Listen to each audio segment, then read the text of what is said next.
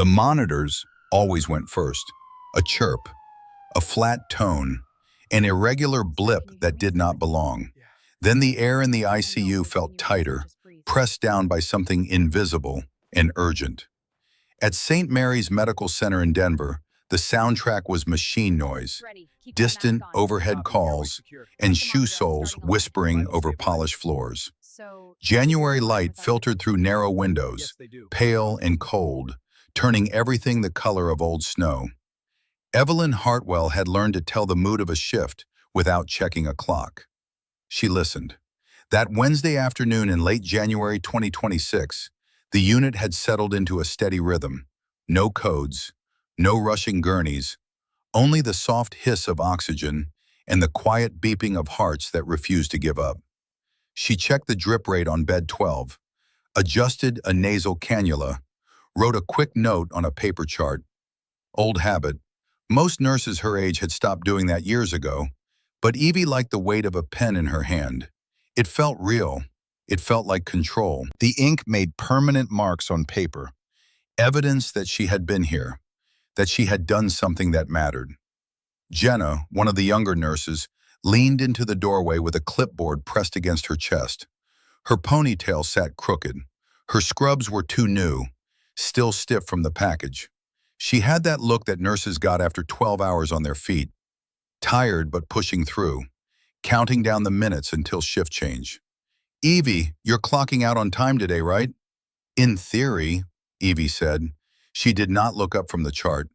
"I have a radical new plan called going home before midnight." Jenna grinned, the kind of smile that said she had heard this promise before.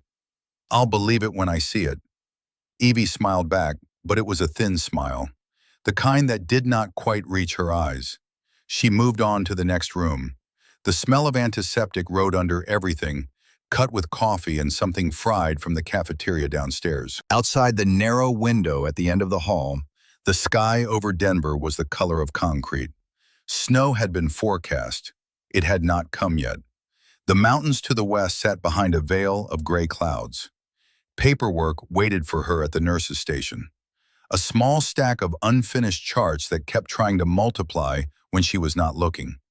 Evie logged into the computer, fingers moving on instinct through the electronic medical record. On one screen, a patient's lab results loaded. On the other, her own profile sat open from earlier. Staff E. Hartwell, RN ICU. Under employment history, there was the usual list. Local hospital in Iowa, regional center in Des Moines, then a 2-year gap with nothing but the word unverified in small gray letters. No explanation, no details, just a hole where time should have been. Her cursor hovered over it. The silence around that gap hummed louder than any alarm. "Hey," Jenna said, sliding into the neighboring chair with a sigh. She logged into her own station. The keyboard clicked under her fingers. "You ever going to tell me what you did before Des Moines? Every time someone mentions the military, you look like a ghost just walked through you." Evie closed the window with 2 quick clicks. The screen went blank. "I worked too much and slept too little. That's my entire origin story." "So you were a nurse?" "Exactly." The overhead speaker crackled, static, then a voice. "Rapid response team to emergency department. All available ICU nurses report to the ER for incoming trauma." Jenna blew out a breath. So much for going home. Evie glanced at the clock. Shift change was 20 minutes away. Her jacket hung on the back of her chair. Her car keys sat on top of the keyboard.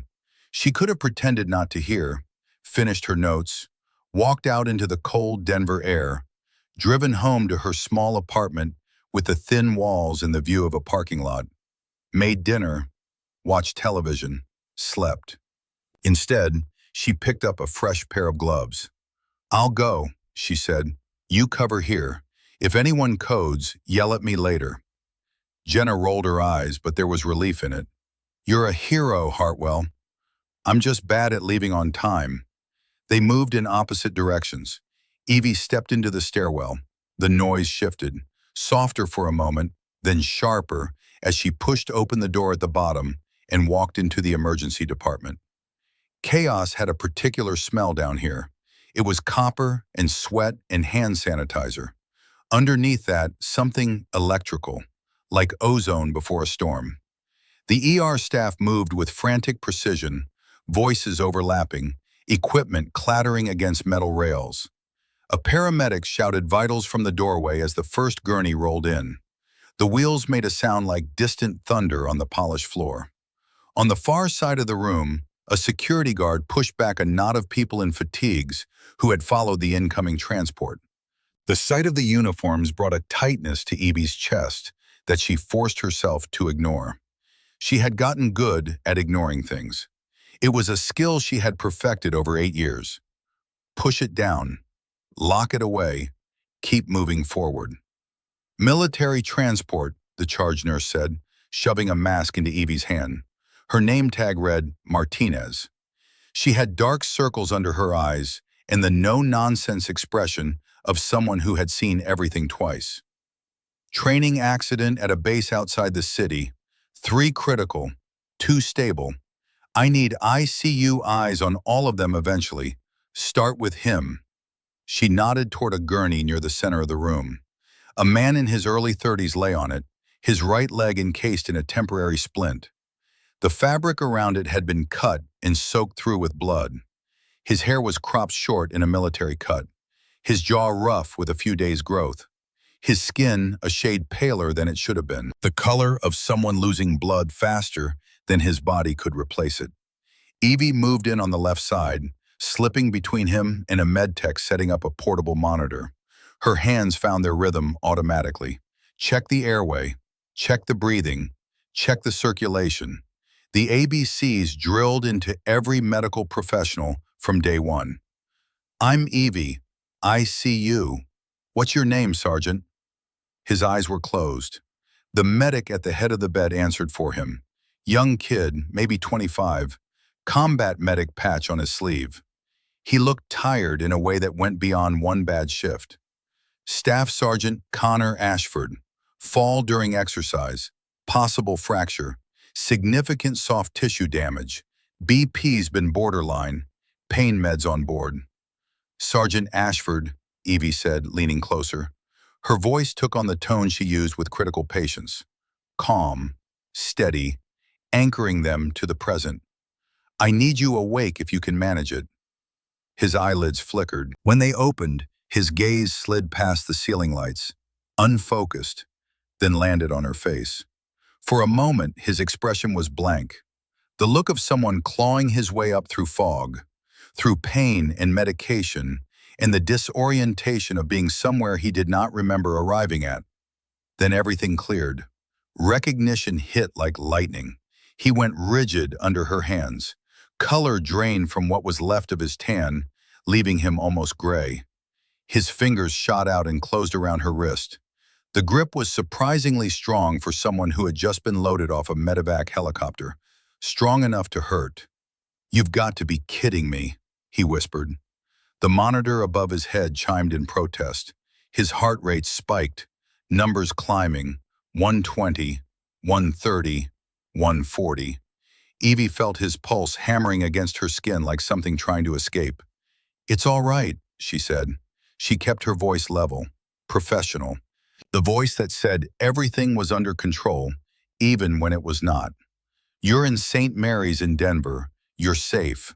Let go of my wrist so we can get you fixed up. He did not let go. His eyes searched her face like he was trying to peel back 10 years of time.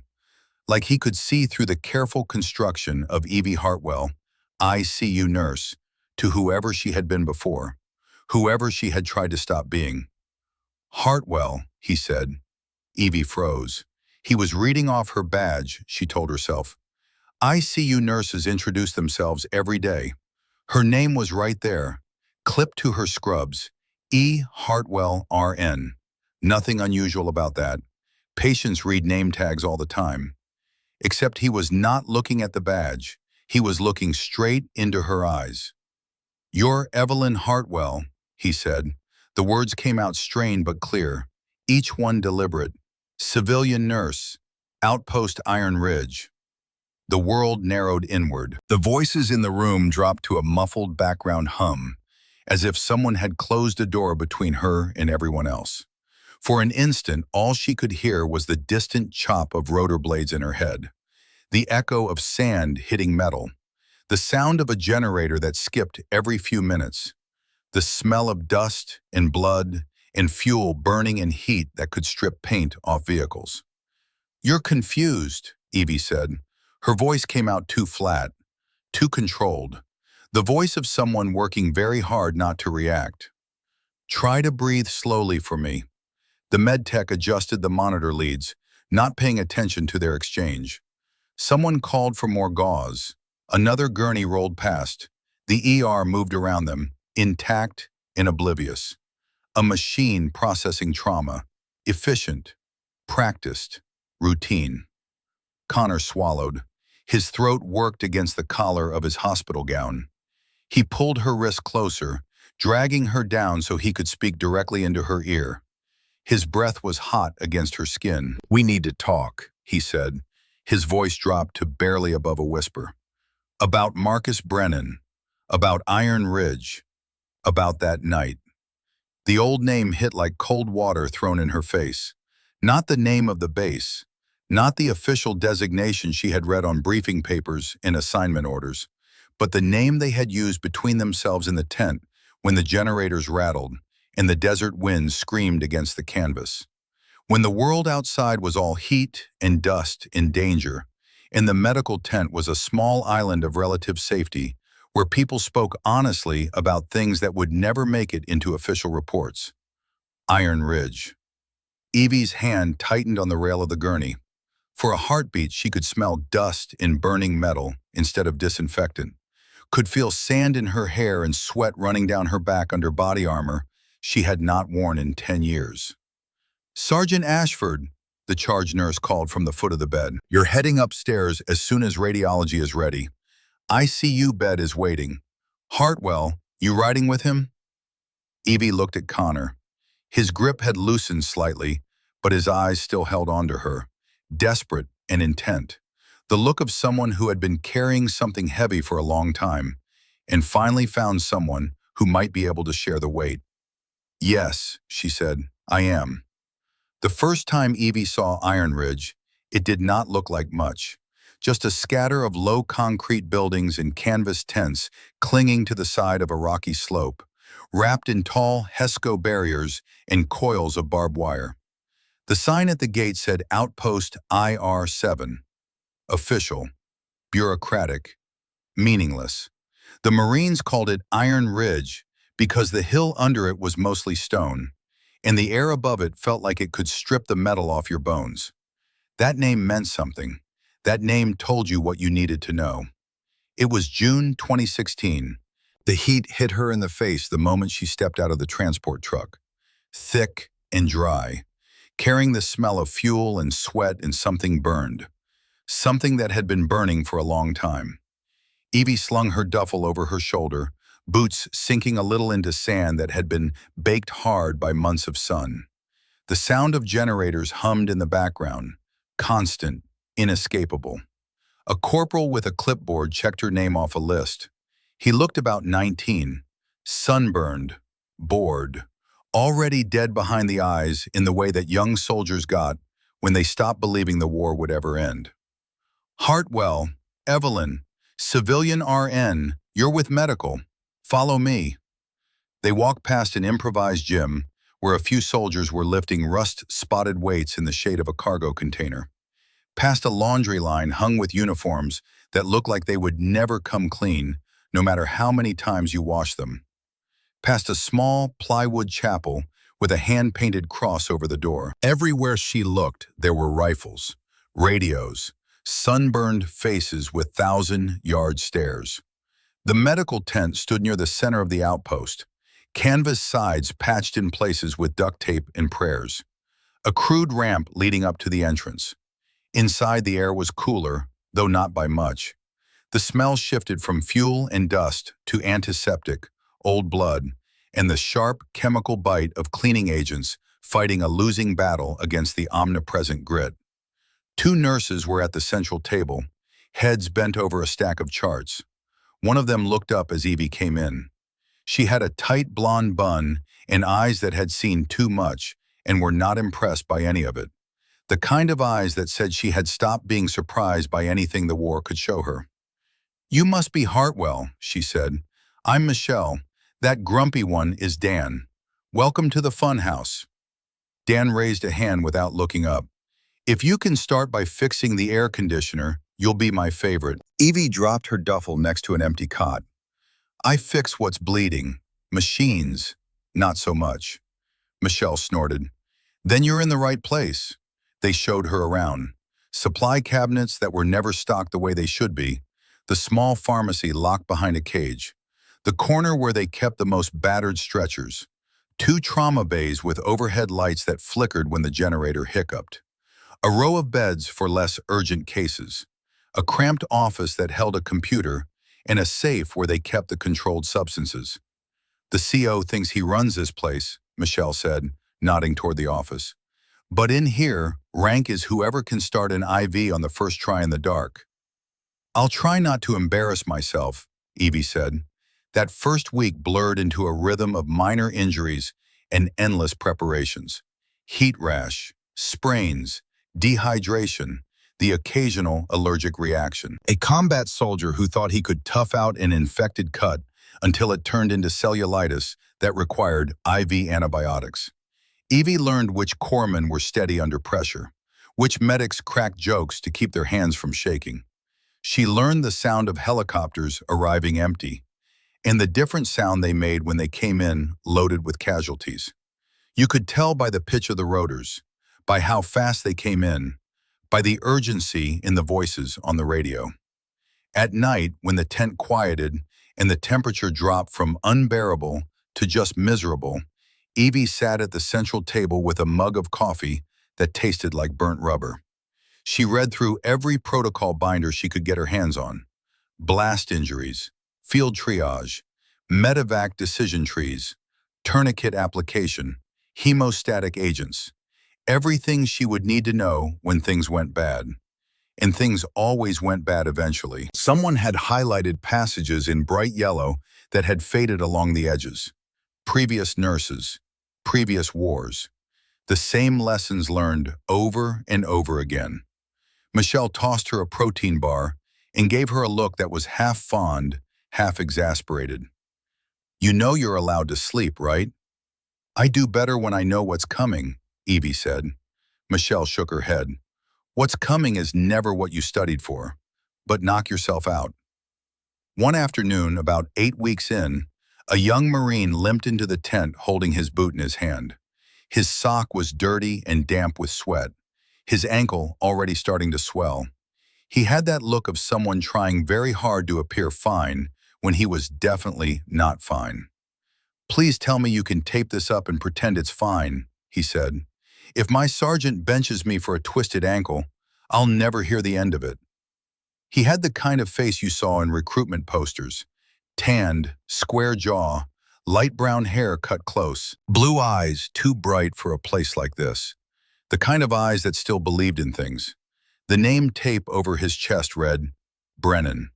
"Sit," Evie said, pointing to a stool near the exam table. "Your sergeant can complain to me." He hopped up onto the stool, winced, and propped his bare foot carefully on the metal. The ankle was puffy. Not terrible, probably just a mild sprain, but it needed to be checked properly. "You're Hartwell?" he asked. "Word is you haven't left this tent since you got here." "That's an exaggeration," Evie said. "I leave to yell at pilots and steal decent coffee from the logistics guys." He laughed, quick and genuine, the kind of laugh that still came easily to him. "I'm Marcus, Bravo Company. My squad calls me lucky, but they're idiots." Evie examined his ankle, fingers gentle but firm, checking the joint stability, looking for signs of fracture. The swelling was mild, the joint stable. A simple sprain that would heal with rest and ice. Except there was no ice out here, and rest was something that happened to other people. "Lucky," she repeated. "Twisted it on patrol. Training run this morning. Rock jumped out of nowhere. I swear it wasn't my fault." She wrapped it with an elastic bandage while he talked. Her hands moved automatically. Years of practice. Thousands of ankles wrapped. Thousands of injuries treated. Most of them more serious than this. But every patient mattered. Every injury was an opportunity for something small to become something catastrophic if you did not pay attention. "Where are you from?" Evie asked. "Prescott, Arizona," Marcus said. His voice softened when he said the name. The way people's voices always softened when they talked about home. "Little mountain town. My mom runs the church bake sales. I want to teach history when I get out. American history, high school kids. You know, inspire the next generation and all that." Evie glanced up. His face had softened when he talked about home, about a future that existed somewhere beyond the wire, beyond the heat and dust and constant low-level fear. "Sounds noisy," she said. "It's quiet, actually. That's why I like it. You'd like it too, I think." "Don't make promises you can't keep, Brennan." "Fair enough." She finished the wrap, secured it with clips. "You're good as long as you take it easy for a day or two." He grimaced. "Tell that to my squad leader." "I'll write it down. He can argue with my handwriting." Marcus slid his boot back on, testing his weight. He stood up carefully, put pressure on the ankle, nodded. It would hold. He would be back on patrol in a day or two, whether the ankle was fully healed or not. That was how it worked out here. Before he left, he hesitated at the tent flap. The canvas moved in the hot wind. Outside, the world was white with heat and glare. "Why did you come out here?" he asked. "You could be in some nice hospital back in the States, walking to your car at 5 every day." Evie thought of her grandmother, of a small-town hospital that had not had the equipment to save her, of standing in a quiet hallway, listening to the echo of her own breathing, of feeling useless, of feeling like if she had known more, done more, been more, maybe it would have been different. "I wanted to see what I could do when there was no one else to pass the hard decisions to," she said. Marcus studied her for a moment, then nodded, as if that made sense, as if he understood something about her that most people did not. "Well," he said, backing toward the exit, "if I get blown up, I hope you're around." "That's a terrible thing to say." "It's a compliment," he replied, and ducked out into the blinding light. After that, he became a regular presence. A sore shoulder from carrying too much gear. A cut that needed stitches after a fall during night operations. A bottle of electrolytes grabbed on the way to the gate because he had learned that dehydration was easier to prevent than treat. He always had a story about his mother lighting candles at church every Sunday, about teaching his neighbor's kids pre-algebra over video calls when the internet was working, about wanting to open every history class with the question, "What does courage really mean?" Evie wrote his name more than once in her little notebook, not for medical reasons, just small details, things she wanted to remember. Marcus Brennan, Prescott, Arizona, wants to teach American history. The days pressed together, hot and loud. The nights stretched out, filled with the rustle of canvas and the hum of the generator. Helicopters came and went. Some carried supplies. Some carried men who cursed and laughed on their way to another outpost. Some carried men who did not curse or laugh anymore. One evening in August, Evie was halfway through an article on abdominal trauma from blast injuries when the radio on the wall crackled. She had been reading the same paragraph 3 times. Her eyes were tired. Her back hurt from hunching over the table. But she kept reading because reading meant she was prepared. And being prepared meant saving lives. "Bravo Company Patrol step off in 15. Repeat, Bravo Company Patrol step off in 15. Michelle, lying on a neighboring cot with an arm over her eyes, groaned. "Your fan club is heading out. If Lucky comes back with another twisted anything, I'm sending him to dental." Evie closed the binder. She listened to the faint rattle of gear outside as squads assembled in the fading light. The sun slid down toward the horizon, turning the sky a deep orange, the color of heat that did not end, the color of the desert on fire. She told herself it was just another patrol. She picked up her pen and wrote one more note in the margin of the protocol binder. 30 minutes. That's the window. Then she waited. Night closed in fast in that part of the world. 1 minute the sky still burned orange. The next it was ink, the stars sharp as broken glass. The kind of darkness that felt absolute, the kind that swallowed everything. Inside the medical tent, the air cooled by a few degrees. A fan rattled somewhere overhead, pushing hot air around. Michelle snored softly on a cot, one arm flung over her face. Dan played a card game with a corpsman at the far table, the cards slapping rhythmically against the wood.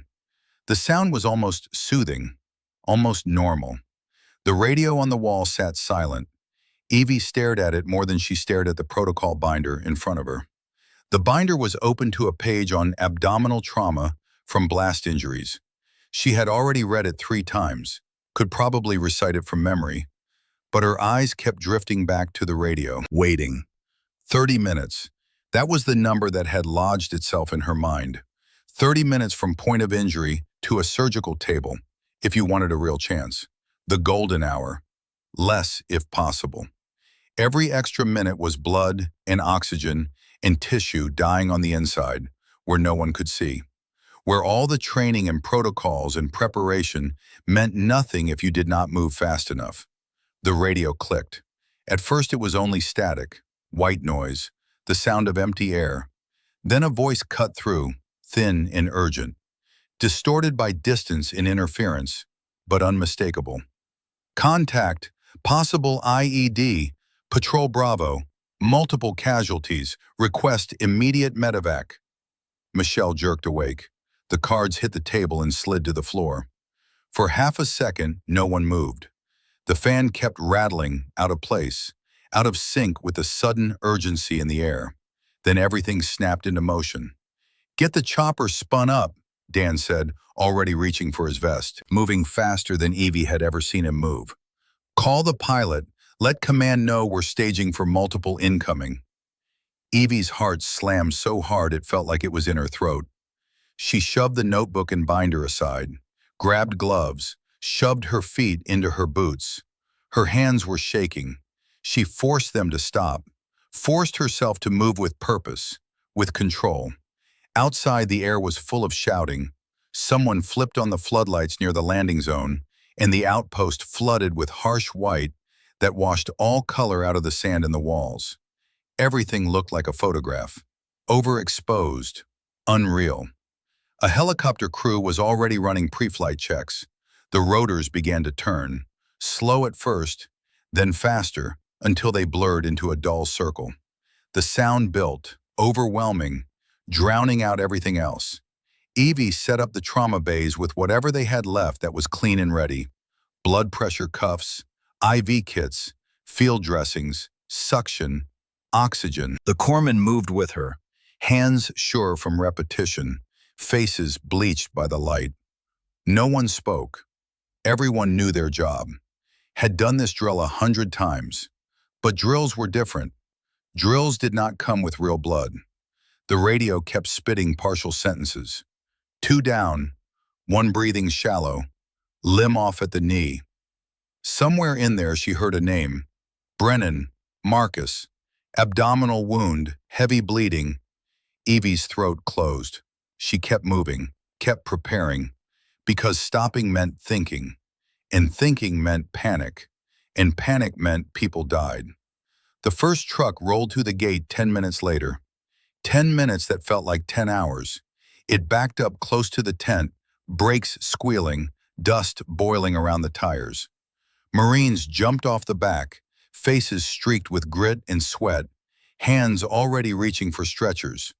Their eyes were wide. Shock, adrenaline, fear. The first casualty came in screaming, his leg a mess of red and cloth. Dan took one look and pointed to Bay 1. Tourniquets holding, get 2 large-bore IVs, hang blood, call ortho. Another man followed, quiet, eyes wide, holding his own arm to his chest, shell-shocked, probably didn't feel the pain yet. That would come later. Then they brought in Marcus. He lay flat on a stretcher, his uniform cut open from chest to thigh. His abdomen was swollen and smeared with blood. His right leg wrapped in a field tourniquet high up near the groin. The bandage below it was soaked through, dark and wet, still bleeding. His skin was gray, sweat shone on his forehead. His breathing was shallow and rapid. "Where do you want him?" a corpsman yelled over the noise. "Here," Evie said. "On 3.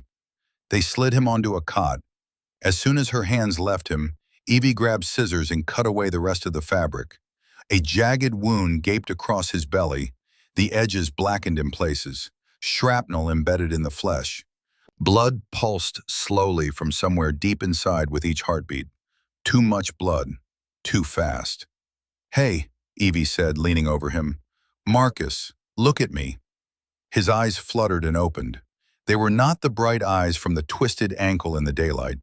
They were glassy, unfocused, but there was something in them that still knew her. "Guess I got blown up," he whispered. "That's one way to get out of patrol," Evie said. Her voice stayed steady, calm, even though her heart was racing. "Stay with me." His lips twitched. It might have been a smile. Evie barked orders without thinking about who was listening. Training took over. Protocols, procedures, the things she had read in the binders night after night. 2 large-bore IVs now. Hang blood. O negative. Get a pressure reading. Someone call surgical at Balad and tell them we have a priority abdominal blast coming in. The tent filled with motion and shouting and the hiss of opening IV bags. Evie clamped a fresh dressing over his wound, pressing hard, feeling the warmth seep into the gauze, feeling his life bleeding out under her hands. The flap at the entrance snapped aside. Colonel Alan Garrett walked in, helmet off, face streaked with dust. His eyes swept the room in a quick scan that took everything in and gave nothing back. He moved like someone used to being in charge, used to making decisions that other people had to live with. "What do we have?" he asked. Dan rattled off a list of injuries and triage tags. Garrett nodded, already sorting in his head, calculating, prioritizing, making the math of war work out. When his gaze landed on Marcus, it lingered for a fraction longer. "Brennan," he said, "status. Abdominal blast, probable liver and bowel involvement. Right leg with tourniquet, heavy blood loss," Evie answered. "We're getting pressure now." The corpsman called out the numbers. They were not good.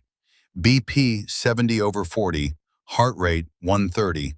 Garrett listened, then shook his head. "He won't make the flight," he said. His voice was flat, matter of fact. "Chopper takes the most viable. We have at least 2 priority ones out there. Leg trauma and chest wound. They get the bird." Evie stared at him. Her hands were still on Marcus's abdomen, trying to hold his insides where they belonged.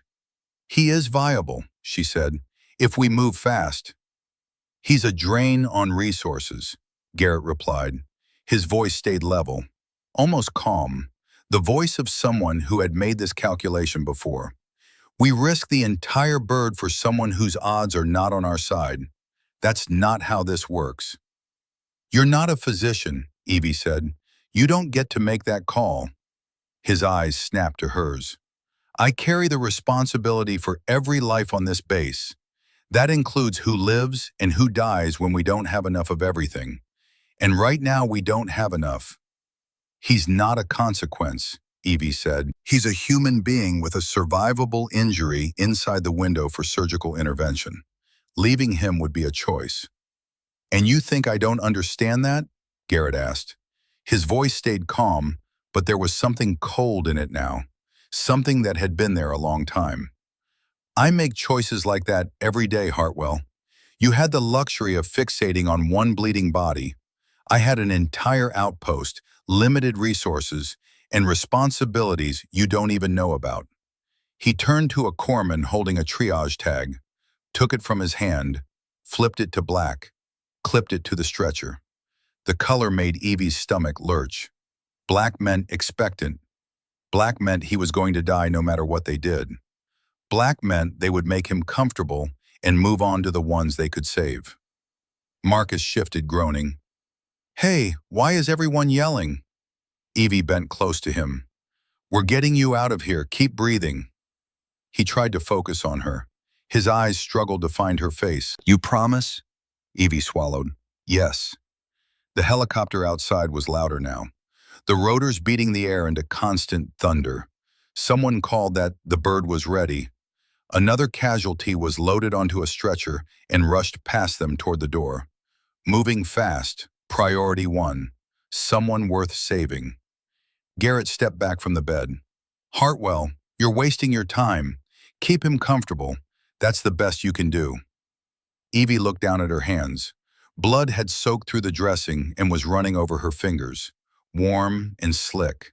Marcus's blood, his life, leaking out faster than she could stop it. The numbers in her head would not stop. 30 minutes. He was still within it. Barely, but he was. "This isn't about comfort," Evie said. "We have a window. The support hospital is 25 minutes by air with his pilot. If we keep his pressure up, get him to a surgeon, he has a chance." "You're thinking like a civilian," Garrett said. "You don't send a helicopter into the air for a chance when you have sure things lying on the ground." Michelle stepped closer. Her eyes flicked between them. "Sir, Hartwell knows her blast protocols as well as any of us. If she says he has a shot, she's not pulling that out of nowhere." Garrett ignored her. His gaze stayed fixed on Evie.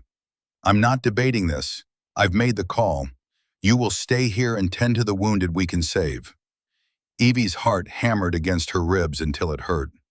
The tent, the noise, the blood, all of it pressed in at once. The generator hummed in the background, steady and unbothered. The fan rattled. The radio crackled. Everything normal except for the man dying under her hands because someone had decided he was not worth the effort. Outside, the helicopter crew shouted that they were ready to lift. Evie heard herself speak. "No," she said. The word hung there, soft, almost calm. Garrett's jaw tightened. "Excuse me?" "I'm not leaving him here," Evie said. "He goes on that bird. I go with him." "That's not your decision." "You just told me I'm a civilian," Evie said. She met his eyes, did not look away. "So which is it, sir? Am I under your command or not?" For a heartbeat, no one breathed. The corpsman froze. Michelle's hand tightened around the edge of a tray. Even the fan seemed to pause. The whole world balanced on the edge of that moment. Then Evie turned to the closest stretcher bearer. "Lift him," she said. "Now." They moved before Garrett could find new words. Hands slid under the stretcher. They carried Marcus out of the tent and into the blast of rotor wash. The light flooded Evie's eyes, harsh and white, turning the world into shapes and motion. She followed them, running, not thinking, just moving. The helicopter waited. Side door open, crew crouched. The pilot, Chief Warrant Officer Kim, saw Evie coming. Her mouth thinned. She knew what was happening, knew this was not protocol. Garrett said 2 priority ones. "We're at wait." "He's another priority one," Evie shouted over the roar. "Abdominal blast with a window for surgery. I can keep him alive. You can get us there." "You don't have that authority." Evie stepped closer so Kim could hear her, even with the rotors pounding the air. Close enough to see the calculation in the pilot's eyes, the decision being made. "I have authority over what happens to my patient. If you leave him here, you're leaving him to die when we had another option." Kim's eyes flicked past Evie toward Garrett, who had followed them out. He stood at the edge of the pad, arms crossed, watching. His face was stone. Kim hesitated. For a moment, the whole scene balanced on the edge of that choice. The noise, the light, the heat, all of it pressing on her, on all of them. "Get him in," Kim said finally. "You're responsible for him from here to the table." They loaded Marcus onto the helicopter. Evie climbed in after him, ducking her head under the doorframe. The crew chief slammed the door shut. The world narrowed to the cramped interior. the smell of fuel and blood, the scream of the engine. As the ground dropped away, Evie saw Garrett below, a small, rigid figure in the wash of dust and light, standing alone on the landing pad, watching them go. Then Iron Ridge fell behind them, and there was only the night, the beating blades, and the man bleeding out under her hands. Inside the helicopter, there was no up or down, only noise and motion, and the narrow slice of space where Marcus lay. The cabin lights were dim, tinted red to preserve night vision. The metal floor vibrated under Evie's knees. The air tasted like fuel and iron and stale sweat. Her gloved hands pressed down on the dressing over his abdomen, trying to be firm without tearing anything that was still holding together. The helicopter shuddered through turbulence. Her weight shifted. She locked her core, kept the pressure steady. A medic shouted something at her, his words shredded by the rotors. Evie leaned closer. "Pressure's dropping. He's circling the drain." Evie looked at the numbers. They sagged lower every time the monitor cycled. 70 over 40, 60 over 30, 50 over nothing. Marcus's skin felt waxy under her fingers, sweat cooling fast, his body shutting down. "Hang another unit. Already running wide open." Marcus's eyelids fluttered. His breath came in shallow pulls. Too fast, too weak. "Marcus," Evie said, though she was not sure he could hear her over the engine. "Stay with me. You don't get to quit." His lips moved. Evie bent close. The words were barely there. Too loud. "Then focus on my voice. You're on a bird. You're going to surgery. You're not dying in the dirt today." The medic slipped a blood pressure cuff around Marcus's arm and squeezed the bulb. The needle barely twitched. "Nothing. I got nothing." The monitor gave a long, flat tone. Evie's stomach clenched. "Check his carotid." The medic pressed 2 fingers against Marcus's neck, then looked at Evie, eyes wide behind his goggles. "I got nothing." The world narrowed further, until there was only the small space above Marcus's chest, until there was only the next 30 seconds and what she did with them. "Start compressions," Evie said. The medic hesitated. "In flight?" "In flight. Move." They shifted positions in a practice scramble. Evie climbed higher on the stretcher, straddling the narrow gap. She interlaced her fingers over his sternum. The helicopter shuddered, dropped, rose again. Evie rode the motion, locking her elbows, pushing down with the rhythm drilled into her muscles. 30 compressions, 2 breaths.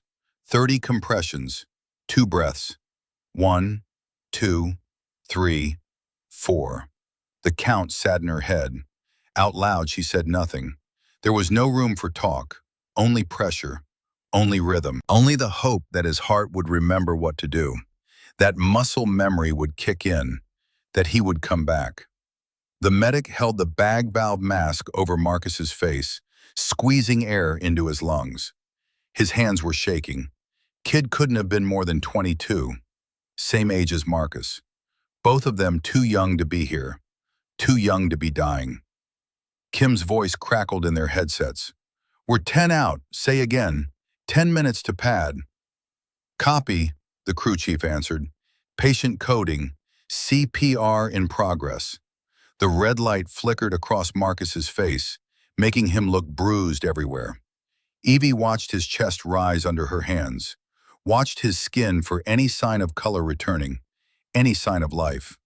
"Come on," she muttered. "You told me I'd like your hometown. You have to show me why." The monitor beeped suddenly. A spiky line hiccuped across the screen, irregular, weak, then settled into a shaky rhythm. The medic checked his neck again. "I have a pulse, weak, but it's there." Evie kept her hands on his chest, feeling for the rise and fall. "We're not done. Keep the fluids going. Get another pressure." The cuff squealed as it inflated, then deflated. The number it gave them was barely above nothing, but it was something.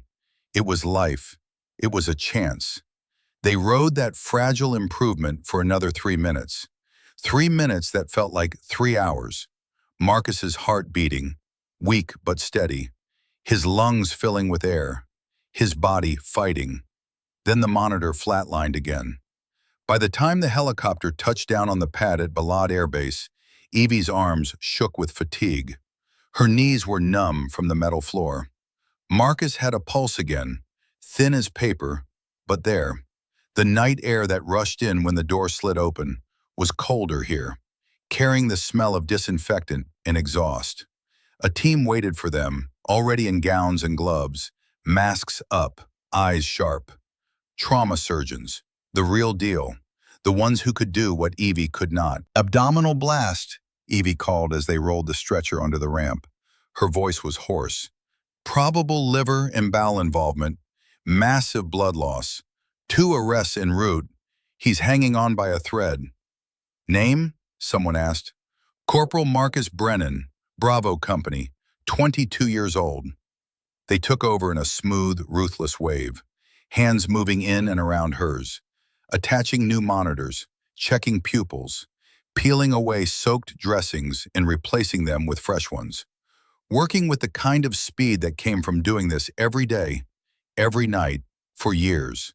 A surgeon with deep lines at the corners of his eyes looked at Evie over Marcus's body. "You ride with him?" "Yes." "You stay, in case we need more history, otherwise we have it from here." Evie stepped back, fingers suddenly empty without something to press on. The stretcher rolled away toward the double doors marked surgery. For a second, she saw only the soles of Marcus's boots, streaked with dust from Iron Ridge. Then the door swung closed behind him, and Evie was alone in a hallway that smelled like disinfectant and blood. Her hands were shaking. She could not make them stop. The elevator doors closed on the noise of the emergency department, sealing Connor Ashford and Evie into a small box that smelled like metal and old sanitizer. Connor lay on the stretcher in front of her. An orderly stood at his head, a respiratory therapist at his side. Standard protocol for transporting a critical patient from the ER to the ICU. Evie held onto the rail, watching the floor numbers light up one by one. 3, 4, 5. Each floor a small eternity. The elevator hummed. Her reflection in the stainless steel wall looked like someone she knew and did not know at the same time. Same brown hair pulled into the same tight knot. Same tired eyes. A different name on a different badge. Not Evelyn, just E. Hartwell. Anonymous. Safe. Connor looked more tired than he had in the ER.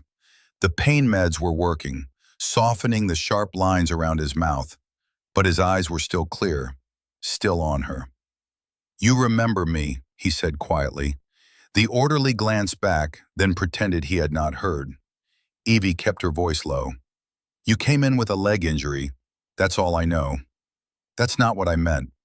The elevator hummed. The fluorescent light buzzed. Small sounds that filled the space where words should have been. "Not here," Evie said. "You need scans first.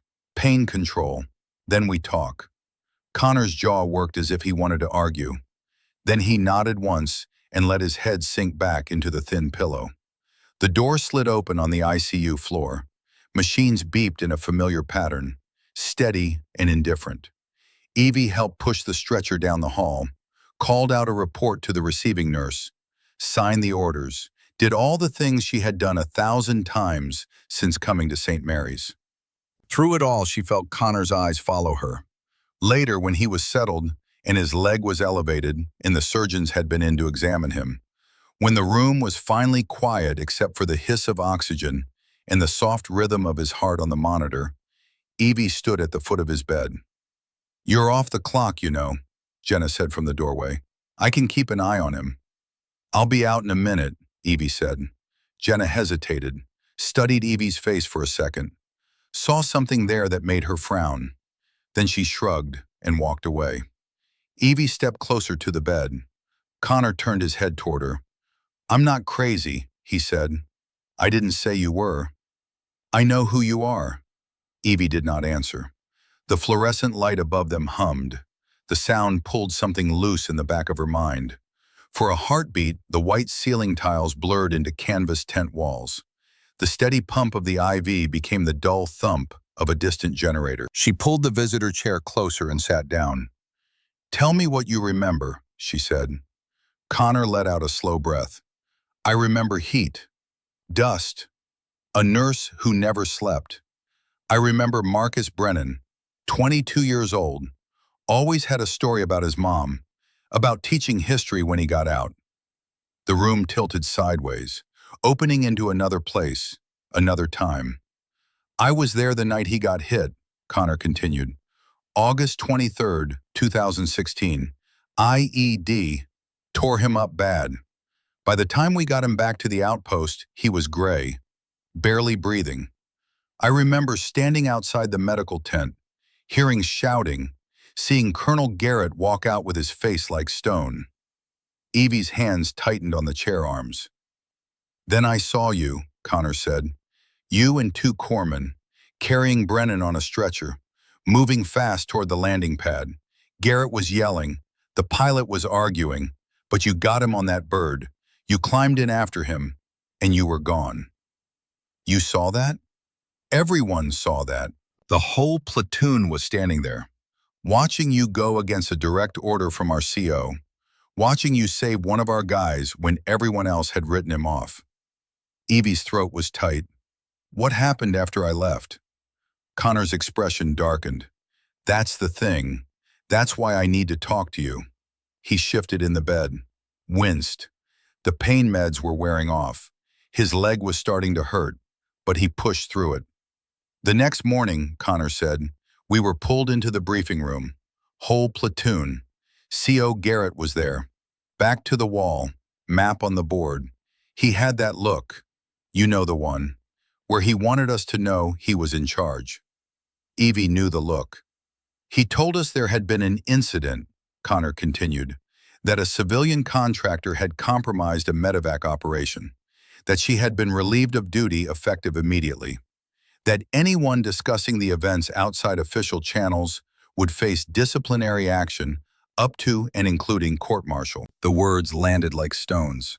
"Someone asked about Brennan," Connor said, "asked if he'd made it, if they'd saved him.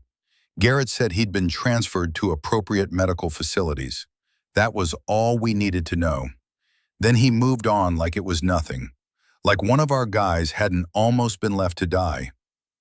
"Most people let it go," Evie said quietly. "Most people," Connor agreed, "but not all of us." He was quiet for a moment. The monitor beeped. The IV dripped. Outside the window, Denver spread out under gray clouds. 2 weeks later," Connor said, "I got assigned to help with administrative work. They needed bodies to process paperwork. It meant I had access to a computer, personnel records, medical files. You looked for Marcus. I typed in his name, Brennan, Marcus A. Corporal, USMC. What did you find?" Connor's jaw tightened. One line, status, recovered, returned to duty. That's it. No new unit listed, no reassignment orders, no discharge papers, nothing. "Twist number 3, Evie said softly. He was erased. I tried to open the detailed file," Connor said. "Got a big red box. Access denied. Insufficient clearance. I tried a different system. Same thing. Every file related to Brennan's medical treatment and status after August 2016 was locked down tight. You kept digging. For about 12 hours. Then my platoon sergeant called me in. Had a printed reprimand on his desk. Unauthorized access attempt. Security violation. He told me to drop it. Said I wasn't going to like where it led." "Did you? Drop it?" "For a while. On the surface. I stopped typing his name into computers. Stopped asking questions out loud. But it sat there, like a rock in my boot." Evie understood. Some things you could not forget. Some questions would not stop asking themselves. "Couple years later," Connor said, "I was deployed again. Different part of the sandbox. Ended up at this tiny base bar with guys from a medical unit out of Germany. We were trading stories, complaining about command.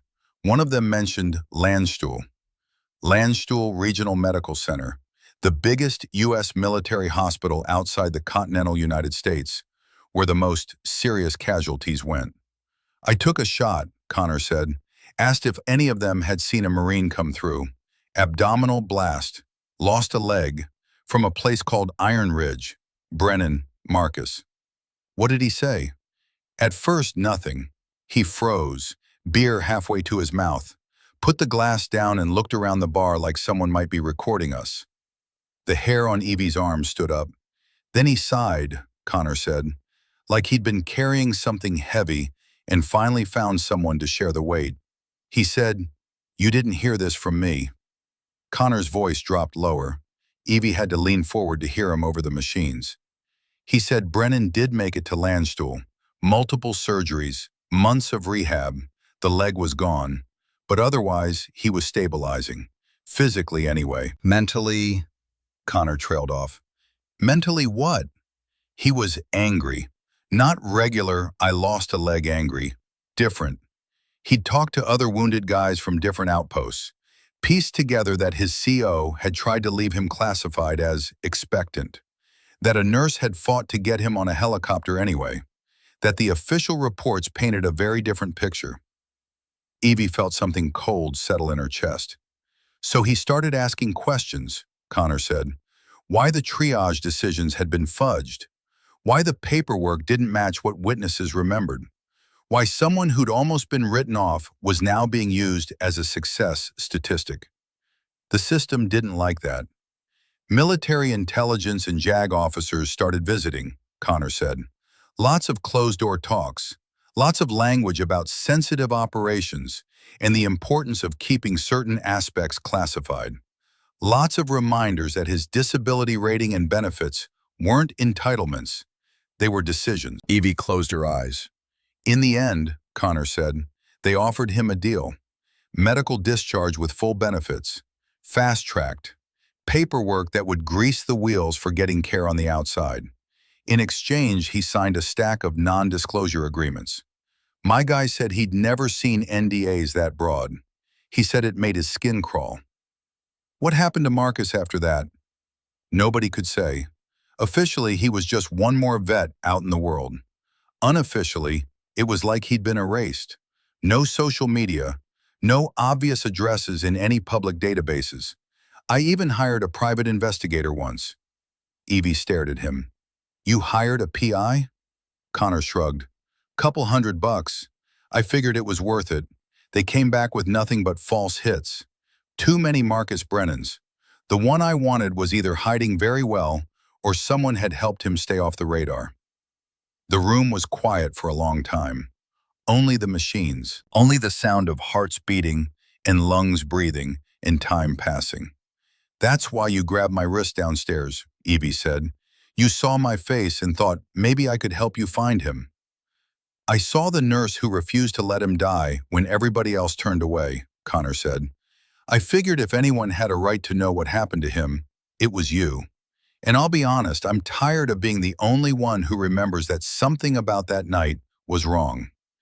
Evie sat back in the chair. Connor's words ricocheted through her head.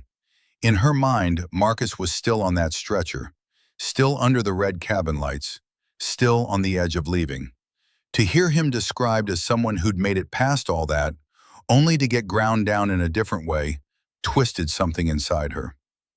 I tried to find him too, Evie said quietly. After I got home, I ran his name through every database a civilian nurse can access.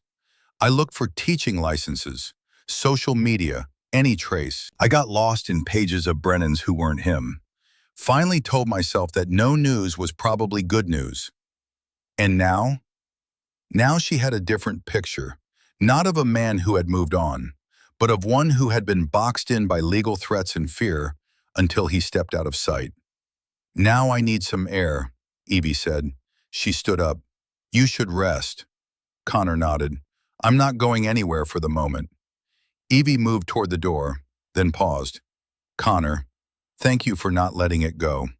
He gave a small half smile. Someone has to be annoying on behalf of the truth. Might as well be me. Evie left the ICU and walked down the dim hallway to the stairwell. The air in there was cooler, smelling of concrete and faint dust. Somewhere above, a helicopter passed overhead. The sound muffled, but unmistakable. She closed her eyes and listened until it faded. That night, in her small apartment with the thin walls and the view of a different parking lot, Evie opened her laptop, sat at the kitchen table with a cup of tea she did not drink, typed Marcus Brennan, Prescott, Arizona, into a search bar. Results flooded the screen.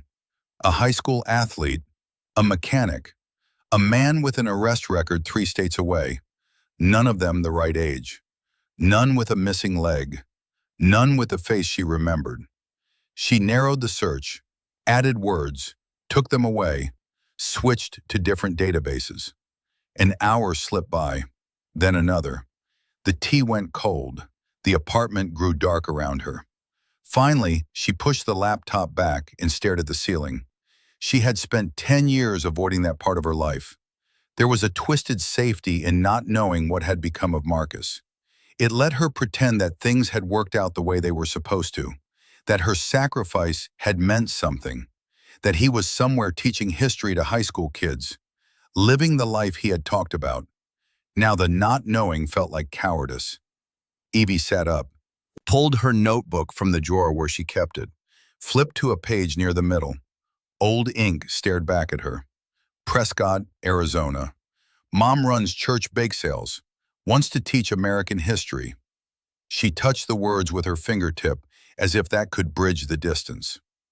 In the morning, Evie opened the staff portal at St. Mary's, navigated to the scheduling system, filled out a request for a week of unpaid leave. Under reason, she typed, personal. Under destination, she typed one word, Arizona. The highway south out of Denver unspooled in a straight gray line, cutting through scrub and rock and long stretches of nothing. Evie drove with the windows cracked, the air outside warmer with every mile. The Rockies fell away in the rearview mirror.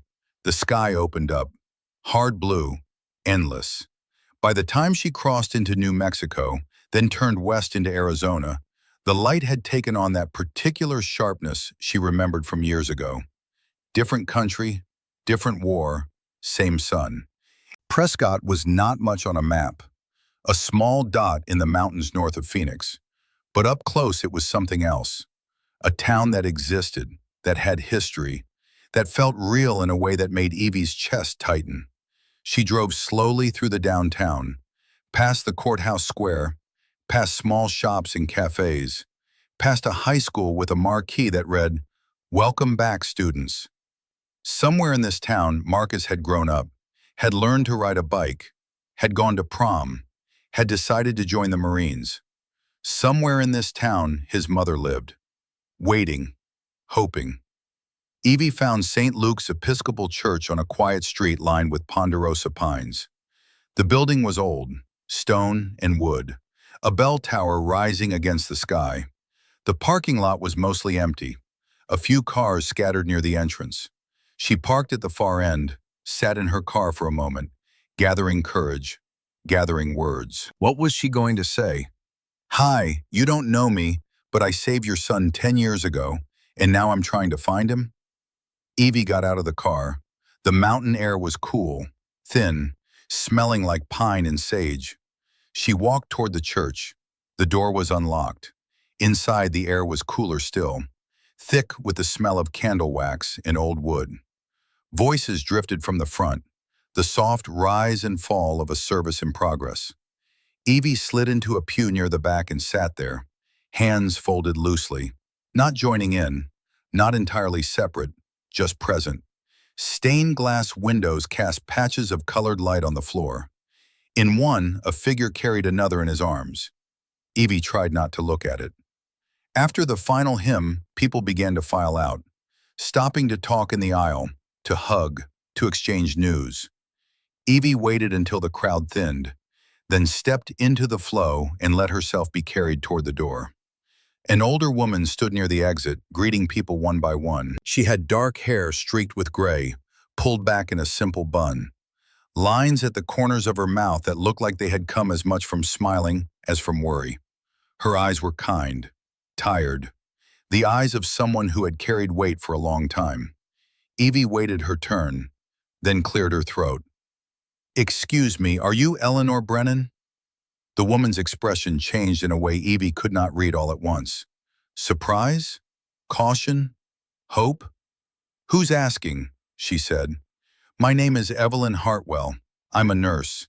I worked at a forward medical facility overseas.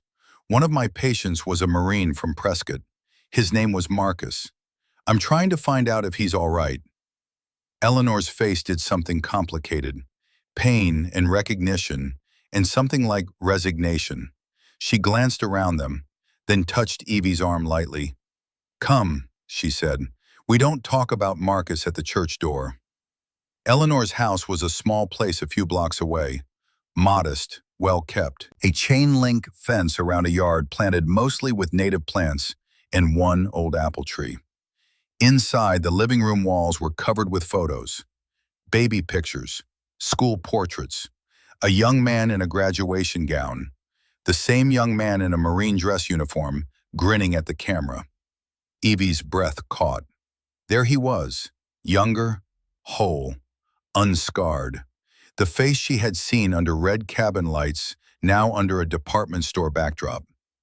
Eleanor saw her looking. That was the day before he left for boot camp.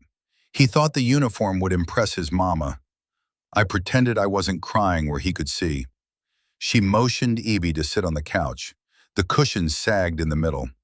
A television sat silent in the corner.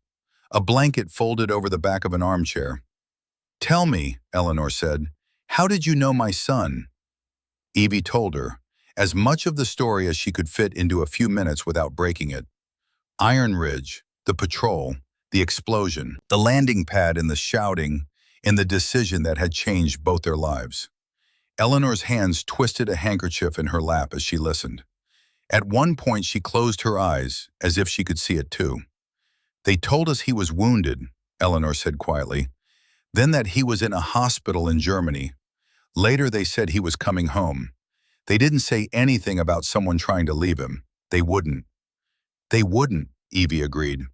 Eleanor nodded, a small, sad motion. "When he came back, he was missing a leg. We were ready for that. We had ramps built before he arrived. We cooked all his favorite foods. We surrounded him with family."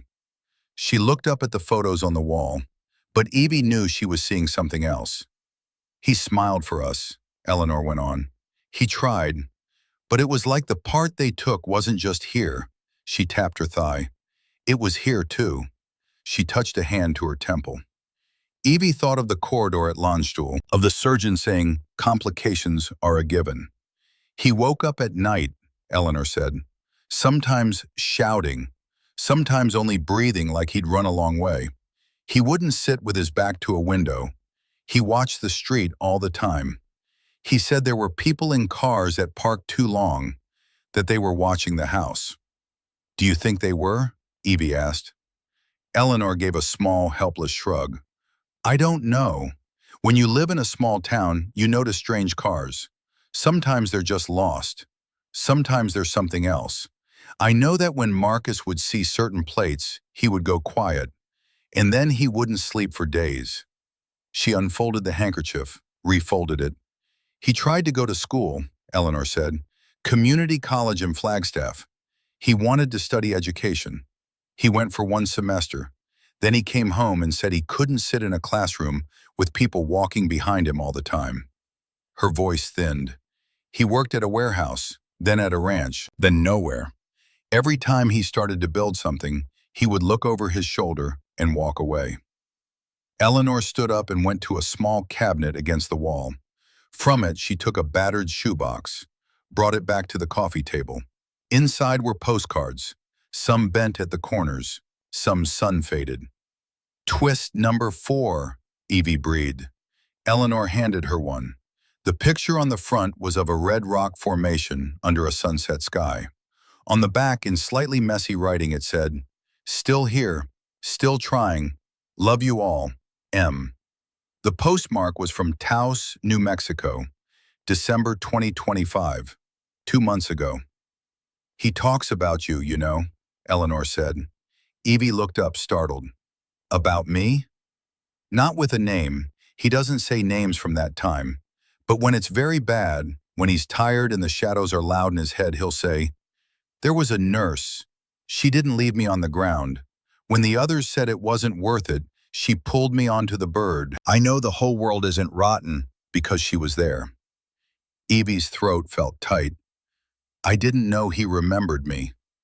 How could he forget, Eleanor said. You were there at the moment when everything broke. They sat in silence for a few breaths. I want to reach him, Evie said. I don't want to make trouble for him. I don't want to bring eyes he doesn't want. I just want him to know that I remember too, that he wasn't a mistake to fight for. Eleanor studied her. Whatever she saw there seemed to satisfy something. You can't call him. He has no phone we know about. But you can write. I have cousins in New Mexico and other places. The postcards come through them sometimes. If you give me a letter, I'll try to put it into the same river. Evie looked through the postcards, 17 of them, from 7 different states: New Mexico, Colorado, Utah, Nevada, Montana, Wyoming, Idaho. Marcus moving constantly, never staying in one place, always looking over his shoulder. Twist number 5 came that night. Evie left Eleanor's house around 5 p.m. The sun was starting to sink toward the mountains, the air cooling. She walked to her car thinking about the letter she would write, about what words could possibly bridge 10 years and all that pain. She was halfway to her car when she noticed it. A black Chevy Suburban, parked at the far end of the street, engine off, windows tinted dark, someone sitting in the driver's seat, not moving. Evie's training kicked in automatically. Assess, measure, calculate. The Suburban had been there when she arrived. She had not paid attention then, but now, 90 minutes later, it was still there. Same position, same stillness. Evie got into her car, started the engine, pulled out slowly. The Suburban did not move. She drove to her motel on the edge of town, Prescott Valley Inn. Clean, anonymous, the kind of place where no one asked questions. She parked in front of room 214, went inside, put the chain on the door. At 9 p.m., she looked out the window. The Suburban was in the parking lot, 4 spaces down from her car. A man stood beside it, black jacket, ball cap pulled low. He was not looking at his phone, not doing anything, just standing there, looking up at the second floor, looking at room 214, looking at her. Evie stepped back from the window. Her heart was racing. She pulled out her phone, thought about calling the police, thought about what she would say. There's a man standing in a parking lot. He's not doing anything illegal. He's just standing there. They would tell her to call back if he tried to approach. At 10:30 p.m., her phone buzzed. Unknown number, text message. Miss Hartwell, stop looking for Corporal Brennan. You were warned once 10 years ago. This is your final warning. Below the text was a photo. Evie standing in front of Eleanor Brennan's house, taken from across the street, taken that afternoon. Someone had been watching. Someone knew exactly what she was doing. Someone wanted her to stop. Evie did not sleep that night. She sat in the chair by the window with the lights off, watching the parking lot. The Suburban left around midnight. The man got in, drove away, disappeared into the darkness. But the message was clear. They were watching, they knew, and they wanted this buried. In the morning, Evie checked out early, drove to a coffee shop with free Wi-Fi, sat in the back corner where she could see the door, opened a blank document on her laptop and started writing. Dear Marcus, my name is Evelyn Hartwell. You knew me as Evie. I was the nurse at Iron Ridge who put you on the helicopter on August 23, 2016, when Colonel Garrett said you weren't worth saving. The letter grew to 3 pages.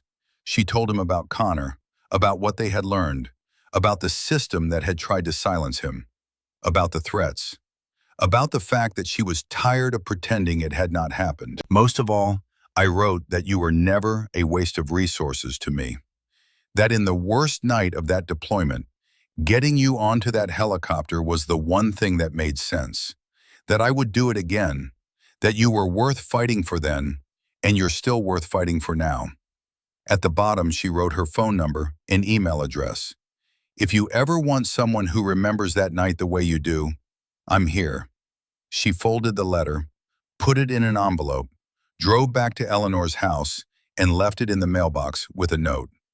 Please send this to Marcus through whatever channels you can. Thank you. Evelyn. Then she got on I-17 south toward Phoenix, then I-40 east toward Albuquerque, then I-25 north toward Denver. 6 hours of driving, 6 hours of checking her rearview mirror every 5 minutes. The Suburban appeared again on I-25 just north of Santa Fe. 4 cars back, black, tinted windows, keeping pace. Evie's hands tightened on the wheel. She had been a civilian for 10 years, but some training never left. She knew how to spot a tail, knew how to lose one. She took the exit for Highway 285 North, a longer route, more winding. The Suburban followed. She stopped at a gas station in Espanola, filled her tank, bought coffee she did not drink. The Suburban stopped 2 pumps over. The driver stayed in the vehicle. Evie got back on the road, took a series of random turns through Espanola, lost the Suburban in traffic, then got back on 285 and drove fast. Faster than she should, pushing the speed limit, putting distance between herself and whoever was following. By the time she reached Denver, she had not seen the Suburban in 3 hours. But she knew it did not matter. They knew where she lived. They knew where she worked. They had made their point. Stop looking, or there will be consequences. Back in Denver, Evie went straight to Connor's room in the ICU. He was awake, reading something on a tablet. His leg was elevated. The swelling had gone down. You look like you've seen a ghost, he said. I went to Prescott, Evie said. I found Marcus's mother. Connor sat up straighter. And? Evie told him everything. Eleanor, the postcards, the letter, the Suburban, the text message. Connor's face darkened as she spoke. When she finished, he was quiet for a long time. They're still protecting it, he said finally. After 10 years, they're still trying to keep it buried. What do we do? Connor looked at her, really looked at her. We do what we should have done 10 years ago. We file formal complaints. We go to the Inspector General. We make noise loud enough that they can't just threaten us into silence. They'll come after us. They're already coming after us. At least this way, it's on the record. Evie thought about it. About the risks, about the cost, about everything she had built in Denver. Her job, her quiet life, her carefully constructed anonymity. Then she thought about Marcus, living in hiding, moving every few months, looking over his shoulder, too scared to stay in one place, too scared to be himself. Okay, she said, let's do it. Over the next week, they assembled their case. Connor contacted a military legal assistance office in Colorado Springs. They connected him with a lawyer who specialized in whistleblower protection. Evie wrote a 12-page sworn statement, every detail she could remember, dates, times, names, medical specifics, the black triage tag, Garrett's exact words, the helicopter ride, the termination. Connor wrote his own statement, what he had seen, what he had found in the personnel records, what he had heard in Germany. They compiled everything, scanned documents, recorded testimony, built a case. On February 15, 2026, they submitted their formal complaints to the Department of Defense Office of Inspector General. Subject, systemic failures in combat triage protocols and retaliation against personnel who questioned command decisions. Outpost Iron Ridge, Iraq, August 2016. Then they waited. Twist number 6 came 2 weeks later. Connor called Evie at 2 in the morning. She answered on the first ring, already awake, unable to sleep. They know, Connor said. His voice was tight. What happened? I just got a call. Unknown number. Guy said, Sergeant Ashford, you were warned once at Iron Ridge. We know where your sister lives in Omaha. The next time won't be a phone call. Evie's blood went cold. He knew about your sister? He gave me her address, the exact address, down to the apartment number. They sat in silence on the phone, both of them understanding what this meant. The threats were escalating, moving from surveillance to direct intimidation, from watching to threatening family members. What do we do? Connor asked. We don't stop, Evie said. That's what they want. They want us scared. They want us to back down. But if we do, nothing changes. Marcus stays in hiding. Other guys like him stay silenced. The system keeps running. You sure about that? No, Evie said honestly, but I'm sure about this. Some people are always worth fighting for, even when it costs everything. Connor was quiet for a moment. Then he laughed, short, bitter. You sound like a ranger. I sound like a nurse who's tired of watching people get crushed by systems that should protect them. Fair enough. So we keep going. We keep going. But that night, neither of them slept well. The call came on a Wednesday evening in April, 3 months after Evie had returned from Prescott. 3 months of waiting. 3 months of looking over her shoulder. 3 months of wondering if the letter had reached Marcus. If he was okay. If he even cared that someone remembered. Evie stood at her kitchen sink, rinsing dinner dishes, when her phone vibrated on the counter. The display showed a number she did not recognize. New Mexico area code, 505. For a second, she almost let it go to voicemail. Old instincts, new fear. Then she dried her hands on a towel and picked it up. Hello? There was a pause, filled with the faint hiss of a cell connection. The sound of wind somewhere far away, birds in the background, the world outside moving while they stood still. Is this Evelyn Hartwell? A man's voice asked. Rough, hesitant, like it had gotten out of the habit of saying much. Yes, who is this? Another pause, longer this time. She could hear him breathing, could hear him gathering courage. You wrote me a letter, from Denver. You told me you remembered Iron Ridge. You told me I wasn't a mistake to fight for. Something in Evie's chest flipped. Marcus, she said, a soft laugh, startled. Yeah, that's still my name most days.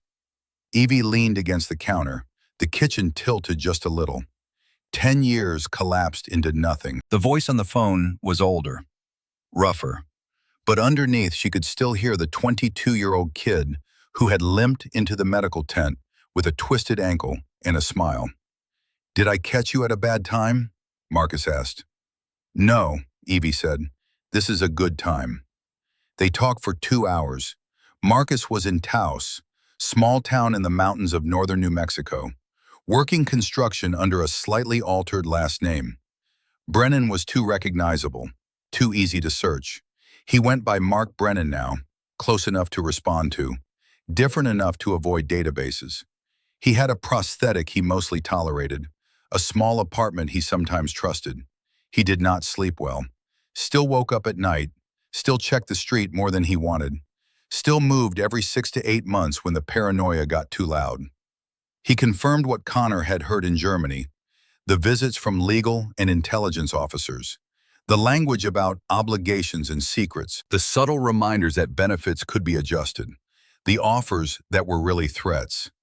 They made it sound like they were protecting national security, Marcus said, but it felt more like they were protecting somebody's promotion, somebody's career, somebody's reputation. He had signed the papers. At the time, it had seemed like the only path that did not lead to a fight he could not win. A fight that would cost his mother everything. A fight that might end with him losing his benefits, his health care, his ability to survive.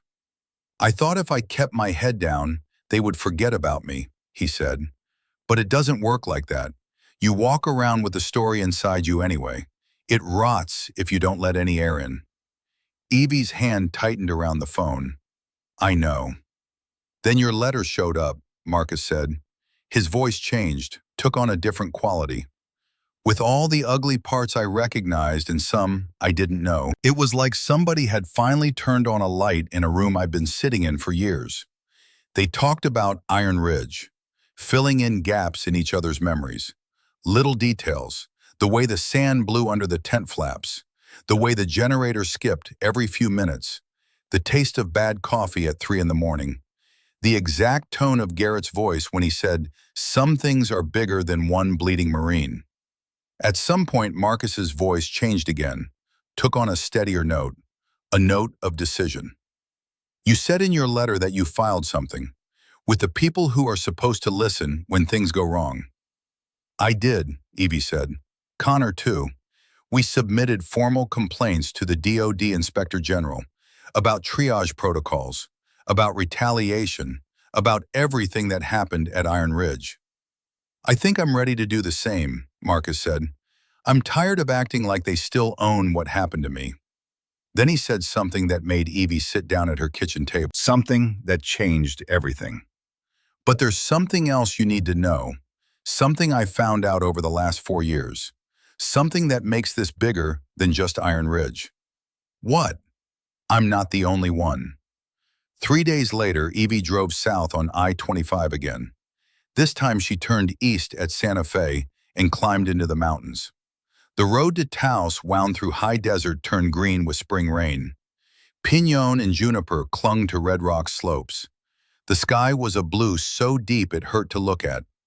The cafe sat on Paseo del Pueblo Norte, a small place called Bean with crooked wooden chairs and mismatched mugs.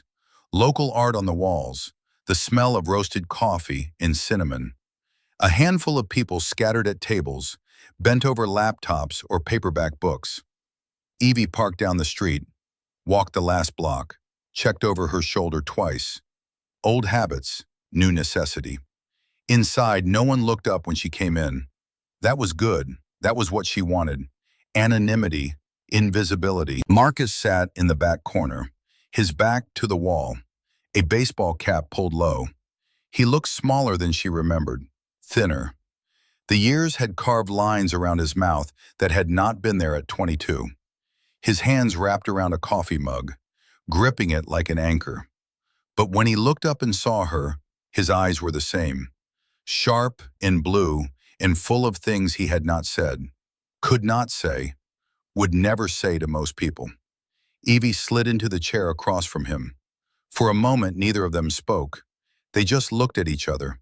Two people who had been in the worst moment of one person's life and the defining moment of the other's. Two people who shared a secret that had cost them both everything. Then Marcus smiled, small and crooked. "You actually came. You doubted me?" "I've doubted a lot of things, but not you."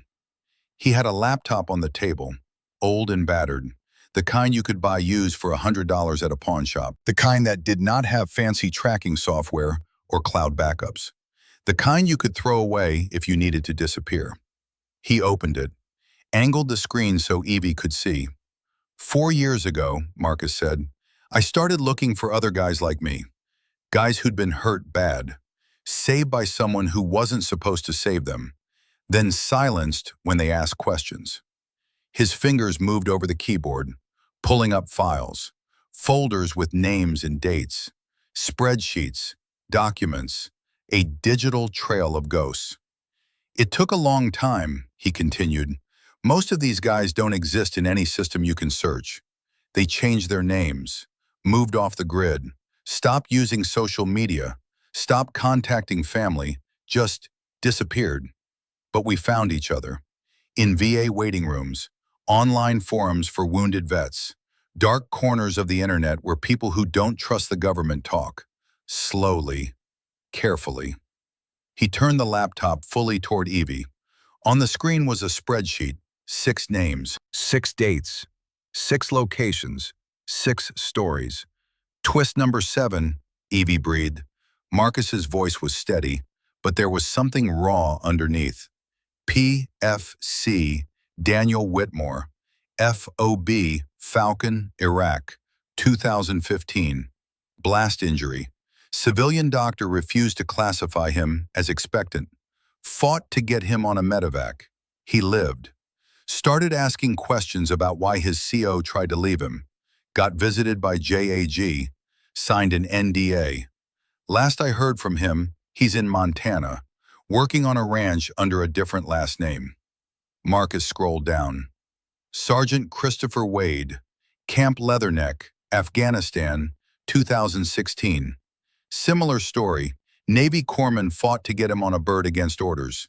He lived, asked questions, got shut down. He's in Wyoming now, works nights at a warehouse, uses his middle name instead of his last. Another name, the cursor hovering over it. Corporal Benjamin Cross, FOB Sharana, Afghanistan, 2016. Saved by a civilian nurse who went against her CO's orders. Benjamin started digging into why his command tried to leave him behind. He found discrepancies in the official reports. Started making noise. That was 2019. Marcus's jaw tightened. No one's heard from him since. Evie felt her stomach turn. Specialist Michael Donovan, Camp Taji, Iraq, 2017. He's alive, living in Nevada under an alias, but he won't talk on the phone, only encrypted messages, only after verifying identity through multiple channels. He's more paranoid than I am. Marcus scrolled again. His hand was shaking slightly. Lance Corporal Patrick Reeves, FOB Edinburgh, Afghanistan, 2017. He vanished in 2020. His mother filed a missing persons report. The FBI came asking questions once, then stopped. No updates, no leads, nothing. One more name, the last one on the list. Staff Sergeant Robert Kincaid, Al-Assad Air Base, Iraq, 2017. Gone since 2020. His sister told me the FBI came to her house, wanted to know if she'd heard from him. When she said no, they left. Never followed up. Like they already knew he wasn't coming back. Marcus closed the laptop. The cafe noise pressed back in. The hiss of the espresso machine. The murmur of conversation. The world moving around them, oblivious to the weight of what they were discussing. 3 of them are missing, Evie. Not just off-grid, missing. And all of them were asking the same question. Why did our commanding officers try to let us die when we had a chance? Evie stared at the closed laptop. Her mind raced through the implications, the patterns, the scale of what Marcus was describing. You think someone made them disappear? I don't know what I think, Marcus said, but I know they were alive and asking questions, and then they weren't. I know that every one of us was saved by someone who defied orders. Every one of us started asking why we'd been written off. Every one of us got threatened into silence. And 3 of us are gone. He reached into his jacket and pulled out a small USB drive, set it on the table between them. The plastic was worn, scratched. It had been handled many times, hidden many times, carried like a talisman. Everything is on here, Marcus said. Email threads between the 6 of us. Scanned medical records with metadata that doesn't match. Dates that have been altered. Files that show different timestamps in different systems. A recording I made of a JAG officer threatening me in 2017. Notes from conversations with the other guys. And a list. What kind of list? 12 commanding officers from different forward operating bases. Iraq and Afghanistan. 2015 to 2017. All of them have something in common. Evie picked up the drive. It was warm from Marcus's pocket. Such a small thing to carry so much weight. They all have unusually high survival rates in their official reports, Marcus said. Numbers that look great on paper. Numbers that got them noticed, got them promoted, got them moved up the chain of command.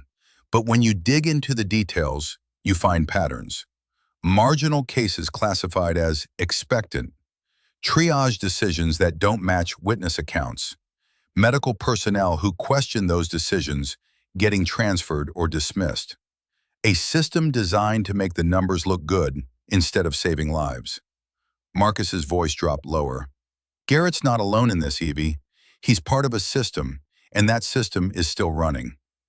By May, the Department of Defense Inspector General had opened a formal investigation, not just into Iron Ridge, into the entire pattern Marcus had uncovered, codename Operation Iron Truth. Connor had flown to Washington twice to give statements. Evie had written everything she could remember. Marcus had sent encrypted files from a library computer in Taos, then destroyed the laptop he had used. The three other veterans still alive had sent their own testimonies through secure channels. It was not enough to guarantee anything. The military protected its own. But it was enough to start asking questions, enough to make noise, enough to ensure that if something happened to any of them, there would be a paper trail. The call came on a Tuesday night, 11 o'clock. Evie was already in bed, reading a novel she could not focus on, when her phone lit up. Unknown number. She answered anyway. She was done being afraid. Miss Hartwell. The voice was cold and familiar, like hearing a recording of something you had tried to forget. Colonel Alan Garrett here. Evie sat up. Her heart kicked against her ribs, but her voice stayed steady. Colonel? You're playing with fire you don't understand, Garrett said. Some things are bigger than one bleeding Marine. You want to protect what's left of your career? Walk away now. I still have friends in high places, people who owe me favors, people who can make your life very difficult. Evie's hand tightened on the phone. 10 years ago, this voice had ended her career with a signature on a termination form. 10 years ago, she had been alone, powerless, a civilian contractor with no recourse. Now she was not. I don't have a career to lose, Colonel, Evie said. Her voice was steady, calm, the voice of someone who had already made peace with the cost. But you do, and your friends won't be able to bury 12 cases. Not when we have documentation, not when we have witnesses, not when we have recordings. There was a pause. She could hear him breathing, could hear the calculation in the silence. You have no idea what you're starting, Garrett said. I know exactly what I'm starting, Evie replied. Justice, accountability, the things you should have cared about instead of your promotion. You self-righteous. I'm done, Evie said. She cut him off. You made your choices 10 years ago. Now you get to live with them. Just like Marcus has had to live with losing his leg. Just like I've had to live with losing my career. Just like 3 veterans have had to live with disappearing. We're done being silent. We're done being scared. You can threaten me all you want, but the truth is already out there. The line went dead. Evie sat in the darkness of her bedroom, holding the phone. Her hands were shaking, but underneath the fear, there was something else. Something she had not felt in 10 years. Power. 2 weeks later, Connor called with news. He had found someone willing to talk. Someone from inside the system. Someone who had been part of it. Retired Major Thomas Bellamy, former Medical Service Corps officer who had worked with Garrett from 2013 to 2017. Multiple deployments, multiple commands. He had left the Army in 2018, taken a job at a VA hospital in Phoenix, and apparently he had been carrying something heavy for a long time. He said he'll testify, Connor told Evie over the phone, but only if he gets immunity. He was part of it, not at Iron Ridge specifically, but at other places. He knows how the system worked. He knows where the bodies are buried. Figuratively or literally, Evie asked. I'm hoping figuratively. In July, Evie flew to Phoenix, rented a car, drove to a coffee shop in Scottsdale where tourists wandered, and no one paid attention to 2 people having an intense conversation in a back corner. Thomas Bellamy did not look like a villain. He was in his 50s, gray hair, tired eyes. The kind of exhaustion that went deeper than one bad night, the kind that lived in your bones. He wore a polo shirt and khakis. Could have been anyone's dad, anyone's colleague. But when he started talking, Evie understood. He was someone who had made choices he regretted and did not know how to undo. Someone who had been part of a system and woken up one day to realize what he had been doing. Garrett had a system, Bellamy said, his hands wrapped around a mug of coffee he did not drink, just held, like he needed something to anchor him. He tracked casualties like baseball stats, saves versus expectants. He had a spreadsheet, actual Excel spreadsheet, color-coded. He wanted to keep his casualty rate under 3%. That was the magic number. Under 3% you got noticed, got recommended for promotion, got moved up. Evie listened, did not interrupt, let him talk. If a case was marginal, Bellamy continued, if the odds were 50-50 or worse, he would classify them as expectant, write them off before they became a statistic. It kept his numbers clean, made him look like a hero, efficient, effective, someone who didn't waste resources. How many? Evie asked. Bellamy closed his eyes. I don't know, dozens, maybe more, across different bases, different years. It wasn't just Garrett, there were others. A whole network of officers who figured out that the best way to advance was to manage the numbers. Not the people, the numbers. Make the metrics look good. Make yourself look good. Get promoted. Get out before anyone asks hard questions. He opened his eyes, looked at Evie. I didn't speak up. I told myself it wasn't my place, that I was just following orders, that someone above me must have thought this through. But I knew. Deep down, I knew, and I did nothing. You're speaking up now, Evie said. 10 years too late, 20 years too late. I don't even know anymore. He rubbed his face with both hands. But I can't live with it anymore. I can't keep pretending it was okay, that we were just making hard decisions in impossible situations. We were playing God with other people's lives to advance our careers, and some of us got promoted for it. Will you testify? Evie asked. Officially, on the record. Bellamy nodded. If they give me immunity, if they promise I won't lose my pension, my family needs that pension. But yes, I'll testify.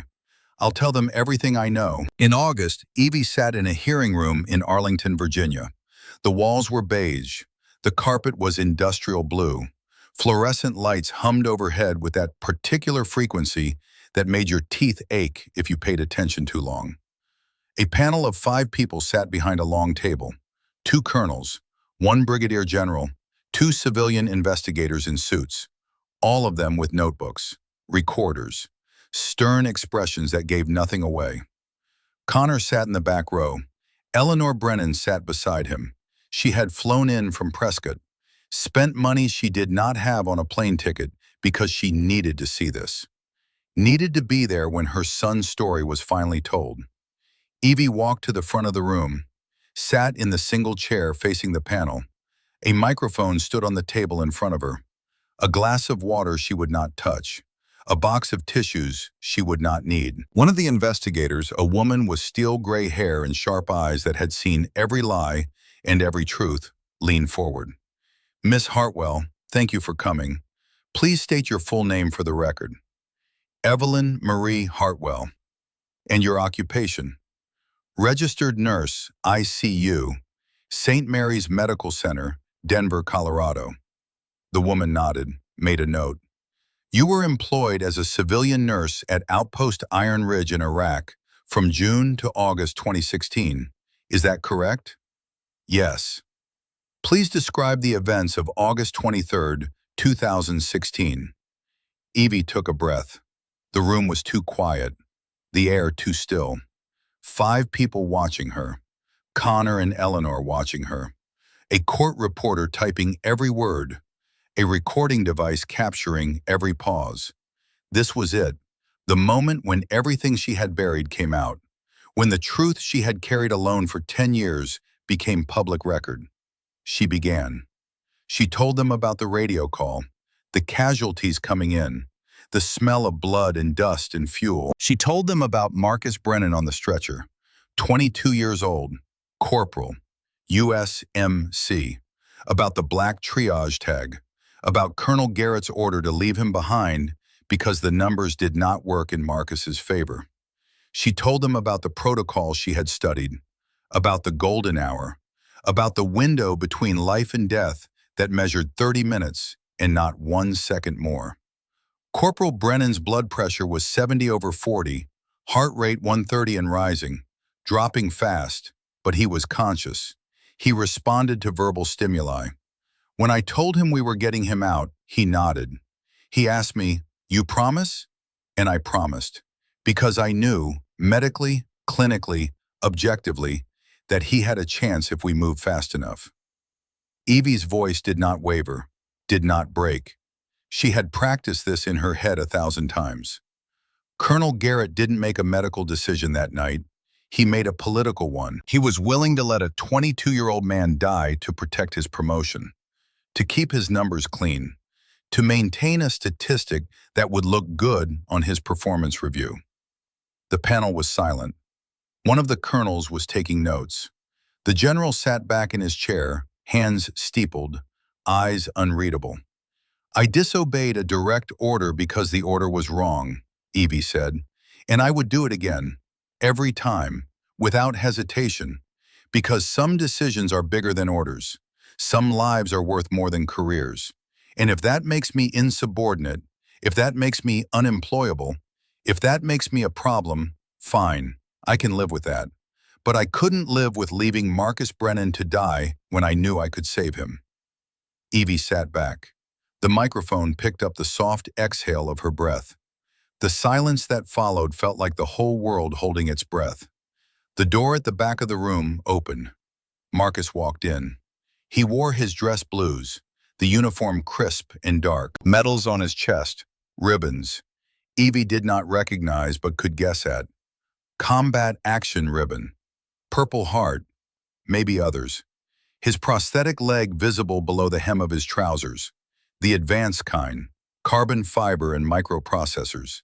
The kind that cost more than most people made in a year. He moved with a slight hitch in his step, but his back was straight, his shoulders square, his eyes forward. The panel watched him cross the room. Every eye in the hearing room followed him. He was proof, living, breathing proof that Evie had been right, that the decision to defy orders had saved a life, that sometimes the system was wrong. Marcus sat in the chair Evie had just vacated. She moved to the side, standing near the wall, close enough to support him if he needed it, far enough to let him own this moment. The same investigator leaned forward. "Please state your name for the record." "Marcus Alexander Brennan, Corporal, United States Marine Corps, retired." "Corporal Brennan, you were wounded on August 23, 2016, at Outpost Iron Ridge. Is that correct?" "Yes, ma'am." "Tell us what you remember." Marcus looked down at his hands, then up at the panel.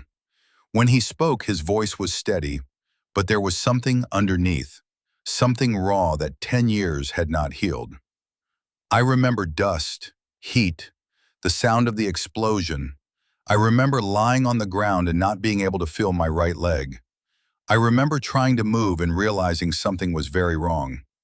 I remember someone, one of my squad, saying, 'He's not going to make it.' I remember thinking, okay, this is how it ends. 22 years old, and this is how it ends." He paused. No one moved.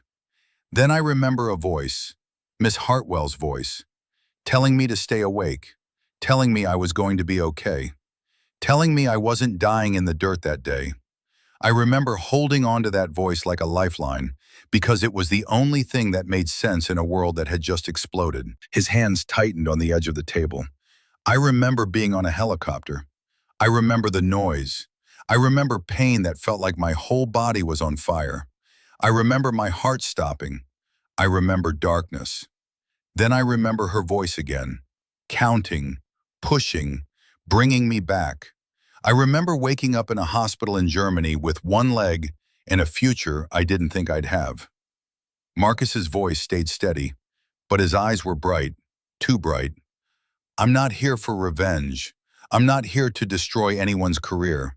I'm here because 3 of my brothers, Corporal Benjamin Cross, Lance Corporal Patrick Reeves, Staff Sergeant Robert Kincaid, can't be here. They disappeared after asking the same questions I did, after trying to understand why we were written off, after refusing to stay silent about decisions that should never have been made. He looked directly at the general, at the colonels, at the investigators, meeting their eyes one by one. I want to know where they are. I want to know what happened to them. And I want to make sure no one else has to live in hiding because they survived when someone decided they shouldn't. The room was silent for a long time. You could hear the air conditioning, the scratch of pens on paper, someone's phone vibrating in a pocket, quickly silenced.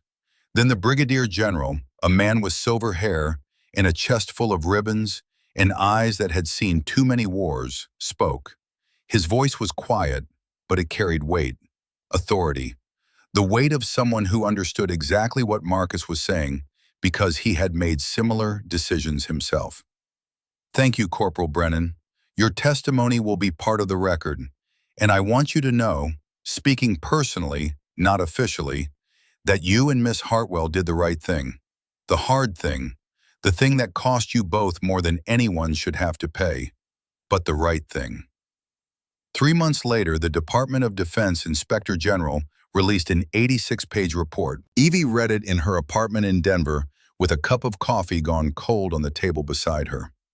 Rain streaked the windows, October rain, cold and gray, the kind that felt like the world was washing itself clean. The language was careful, bureaucratic, the kind of prose that lawyers and bureaucrats used when they wanted to say something important without actually saying it clearly. But the conclusions were there, buried in the jargon, clear if you knew how to read between the lines. Significant systemic failures in triage oversight at forward operating bases, 2015 to 2017. Colonel Alan Garrett demonstrated a pattern of prioritizing performance metrics over medical necessity in casualty management decisions. Evidence of intimidation and retaliation against medical personnel and military members who questioned triage classifications. Recommendation for immediate policy changes to protect medical personnel and ensure transparency in expectant classifications. Further investigation warranted into the disappearances of 3 veterans who filed inquiries regarding their medical treatment in triage decisions. Colonel Garrett was not charged with a crime. Statute of limitations, qualified immunity, the language of a system protecting itself even as it admitted failure. He would not go to prison, would not face court-martial. The law protected him even as the truth condemned him. But his Distinguished Service Medal was revoked. A formal letter, a ceremony that would never happen, an honor stripped away. His name was noted in official records with language that would follow him forever. Anyone checking his service record would see it, would know. He was removed from the board of directors of a major defense contractor. Quietly, no press release. But the message was clear. His reputation was damaged, his network compromised, his career over.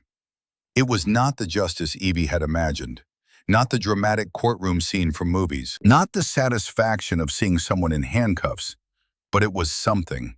It was accountability. It was truth. It was change.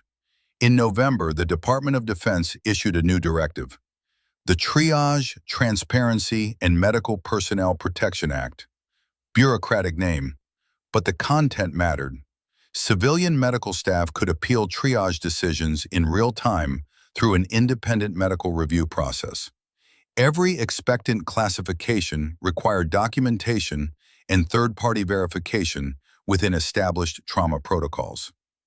Whistleblower protections for military and civilian medical personnel who reported concerns about triage decisions or command interference in medical judgment. Annual training on proper triage protocols and the limits of command authority in medical situations. Words on paper, but words that would save lives. Words that would protect the next nurse who had to stand between a patient and a bad order. The 6 veterans who were still alive received their full benefits. Retroactive pay. Disability ratings corrected, Medical coverage expanded. Formal letters of apology from officials who had not been there but represented the system that had failed them. Marcus received a check for $92,000. Back pay and adjustments in compensation for years of fighting a system that should have supported him. He stared at it for a long time before depositing it in a bank account he had opened under his real name for the first time in 5 years. In December, Marcus enrolled at Northern Arizona University in Flagstaff. Teacher Education Program. Secondary education with an emphasis in American history. The dream he had talked about in a medical tent in Iraq 10 years ago. The future he thought he had lost. He received a scholarship funded by a veterans organization. They had named it after someone. Marcus did not ask who until the first check arrived and he saw the name on the memo line. The Evelyn Hartwell Courage Scholarship. He called her. "You didn't have to do this." "I didn't," Evie said. "Some former military nurses who read about the case did. They wanted to honor what you survived, and apparently what I did, but mostly you." "I don't know what to say." "Say you'll graduate. Say you'll teach. Say you'll tell your students that sometimes the right thing costs everything, and you do it anyway." "I can do that." 2 years passed. Evie worked her shifts at St. Mary's, came home to her small apartment, called Connor once a month, called Marcus every few weeks. He told her about his classes, about student teaching, about standing in front of a classroom full of teenagers for the first time and realizing he was exactly where he was supposed to be. The nightmares faded, slowly, never entirely, but enough.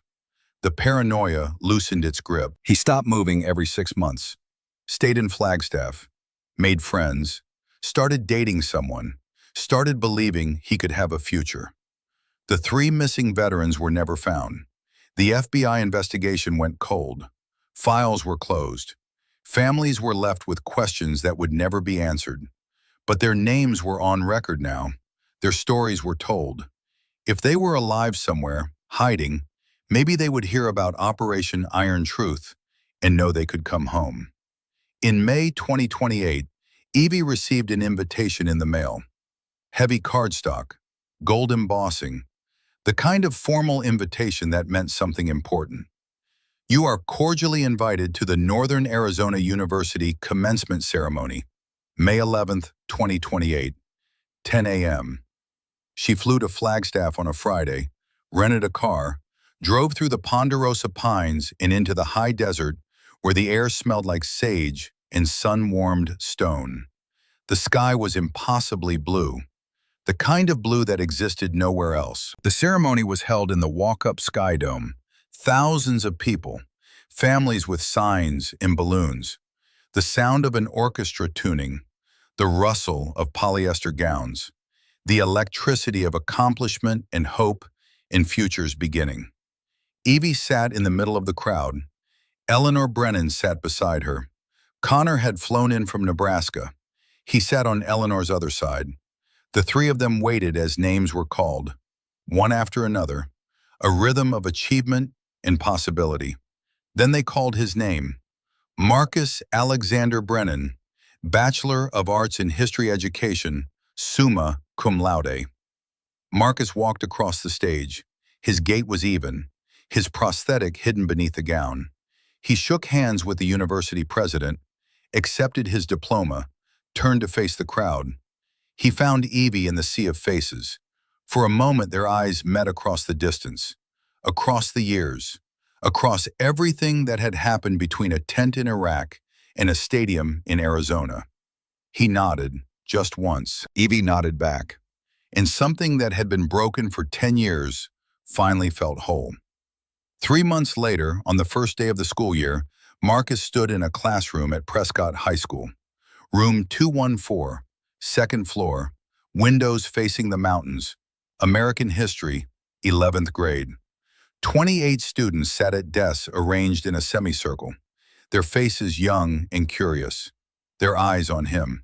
Some of them had noticed the prosthetic when he walked in. He saw them glance at it, then glance away. Polite, uncertain, not knowing if it was okay to look. not knowing if it was okay to ask. Marcus set his bag on the desk, turned to the whiteboard, picked up a blue dry erase marker. The cap came off with a small pop. The smell of ink filled the air. He wrote in large block letters, Lesson 1. One person can change the system. The students watched, waiting, wondering what kind of teacher they had gotten. If he was going to be strict or easy, boring or interesting, someone who cared or someone just collecting a paycheck. Marcus turned to face them, capped the marker, set it down. Today we're going to talk about what courage really means, he said. Not the kind you see in movies, not the kind that's loud and dramatic and obvious, the kind where one person makes a decision that costs them everything because it's the right thing to do. The kind that happens in hospital tents, in helicopter cabins, in quiet offices where no one is watching. The kind that changes lives even when no one knows your name. He paused. Let the weight of the words settle. Let them see that this was not just a lesson. This was something he believed, something he lived. I'm only standing here because someone made that choice for me, and I want you to understand that history isn't just about what happened 100 years ago. It's about what happens every day when people decide whether to stand up or walk away, whether to follow orders or follow their conscience, whether to protect themselves or protect someone else. A girl in the front row raised her hand, blonde hair in a ponytail, earnest expression. Is that why you became a teacher? Marcus smiled, small and honest. Yeah, that's exactly why. Far to the north in Denver, the sun set over the Rockies and turned the sky a bruised purple streaked with gold. Evie stood on the rooftop corridor at St. Mary's. The shift was over. Her jacket zipped against the cooling air, summer fading into fall. A helicopter came in low over the city, heading for the hospital pad. The wind from its rotors rattled the glass. The lights blinked red against the darkening sky. The sound that had once triggered nightmares now just marked time. Another patient, another chance to help, another life balanced on the edge. 10 years ago, that sound would have sent a jolt through her, a reflexive tightening, a flood of memories she could not control, sand and blood and the smell of fuel, the weight of decisions that should never have been hers to make, the cost of doing the right thing. Now she stood and watched it pass, a dark shape against the fading light, carrying someone who needed help, carrying someone who would be saved, carrying the future forward one emergency at a time. In her pocket, her phone buzzed. A text message from Marcus. First day done. They asked good questions. One kid asked if I'd fought in a war. I said yes. He asked if it was scary. I said yes. Then I told them the scariest thing I ever saw wasn't combat. It was someone almost walking away when I needed them most. And the bravest thing I ever saw was someone refusing to walk away. They got very quiet. I think it landed. Evie smiled, typed back.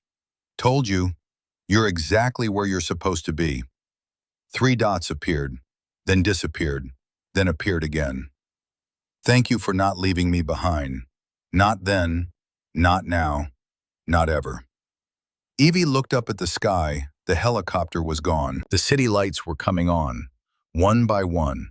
A sprawl of life and noise and people fighting their own battles. Nurses and doctors and paramedics and firefighters and teachers and social workers and 1,000 other people doing hard things in quiet ways. Saving lives, changing systems, refusing to walk away. She typed her reply. You were always worth fighting for. All of you. Every single one. She put the phone away, turned back toward the ICU, toward the noise of monitors and voices, and the steady rhythm of hearts that refused to give up. Somewhere in there, someone needed her. Someone was holding on by a thread. Someone was waiting for a person who would not walk away. Evie pushed open the door and went back to work. Because that was what you did. You showed up. You fought. You did not leave people behind. Even when the cost was everything. even when the system said to walk away, even when no one was watching and no one would ever know your name. You fought for the ones who could not fight for themselves. And sometimes, if you were lucky, you got to see them stand in front of a classroom and teach the next generation what courage really means. Evie thought of Marcus writing on that whiteboard, of Connor testifying in a hearing room despite threats to his family, of Eleanor Brennan sitting in a stadium watching her son graduate from a future she thought he had lost, of 3 missing veterans whose names were still on a list somewhere, waiting to be found, waiting for justice. She thought of all the people who had been classified as expectant, as not worth the effort, as numbers on a spreadsheet instead of human beings with mothers and dreams and futures. And she thought of the ones who had been saved anyway, because someone decided that the rules were wrong, that the system was broken. That one life mattered more than a promotion or a statistic or the approval of people who had never stood in a tent soaked in blood and made an impossible choice. The monitors beeped. The overhead speaker called for a consultation. A nurse rushed past with an IV bag. The smell of coffee drifted from the break room. The hospital lived and breathed and continued its endless work. Evie washed her hands, put on fresh gloves, checked the patient board, saw a new admission. Critical condition, trauma from a car accident, young, 23, someone's son, someone's brother, someone who mattered, and went to work, because some people are always worth fighting for, and the fight never really ends, it just changes shape. From a helicopter over Iraq, to a hearing room in Virginia, to a classroom in Arizona, to a hospital in Denver where the next crisis waited, and the next chance to do the right thing appeared and disappeared in the space between heartbeats. Evie had learned something in 10 years. The system could be changed, slowly, painfully, one case at a time, one voice at a time, one person refusing to walk away. It was not perfect. It was not fast. It was not always fair, but it was possible, and that was enough.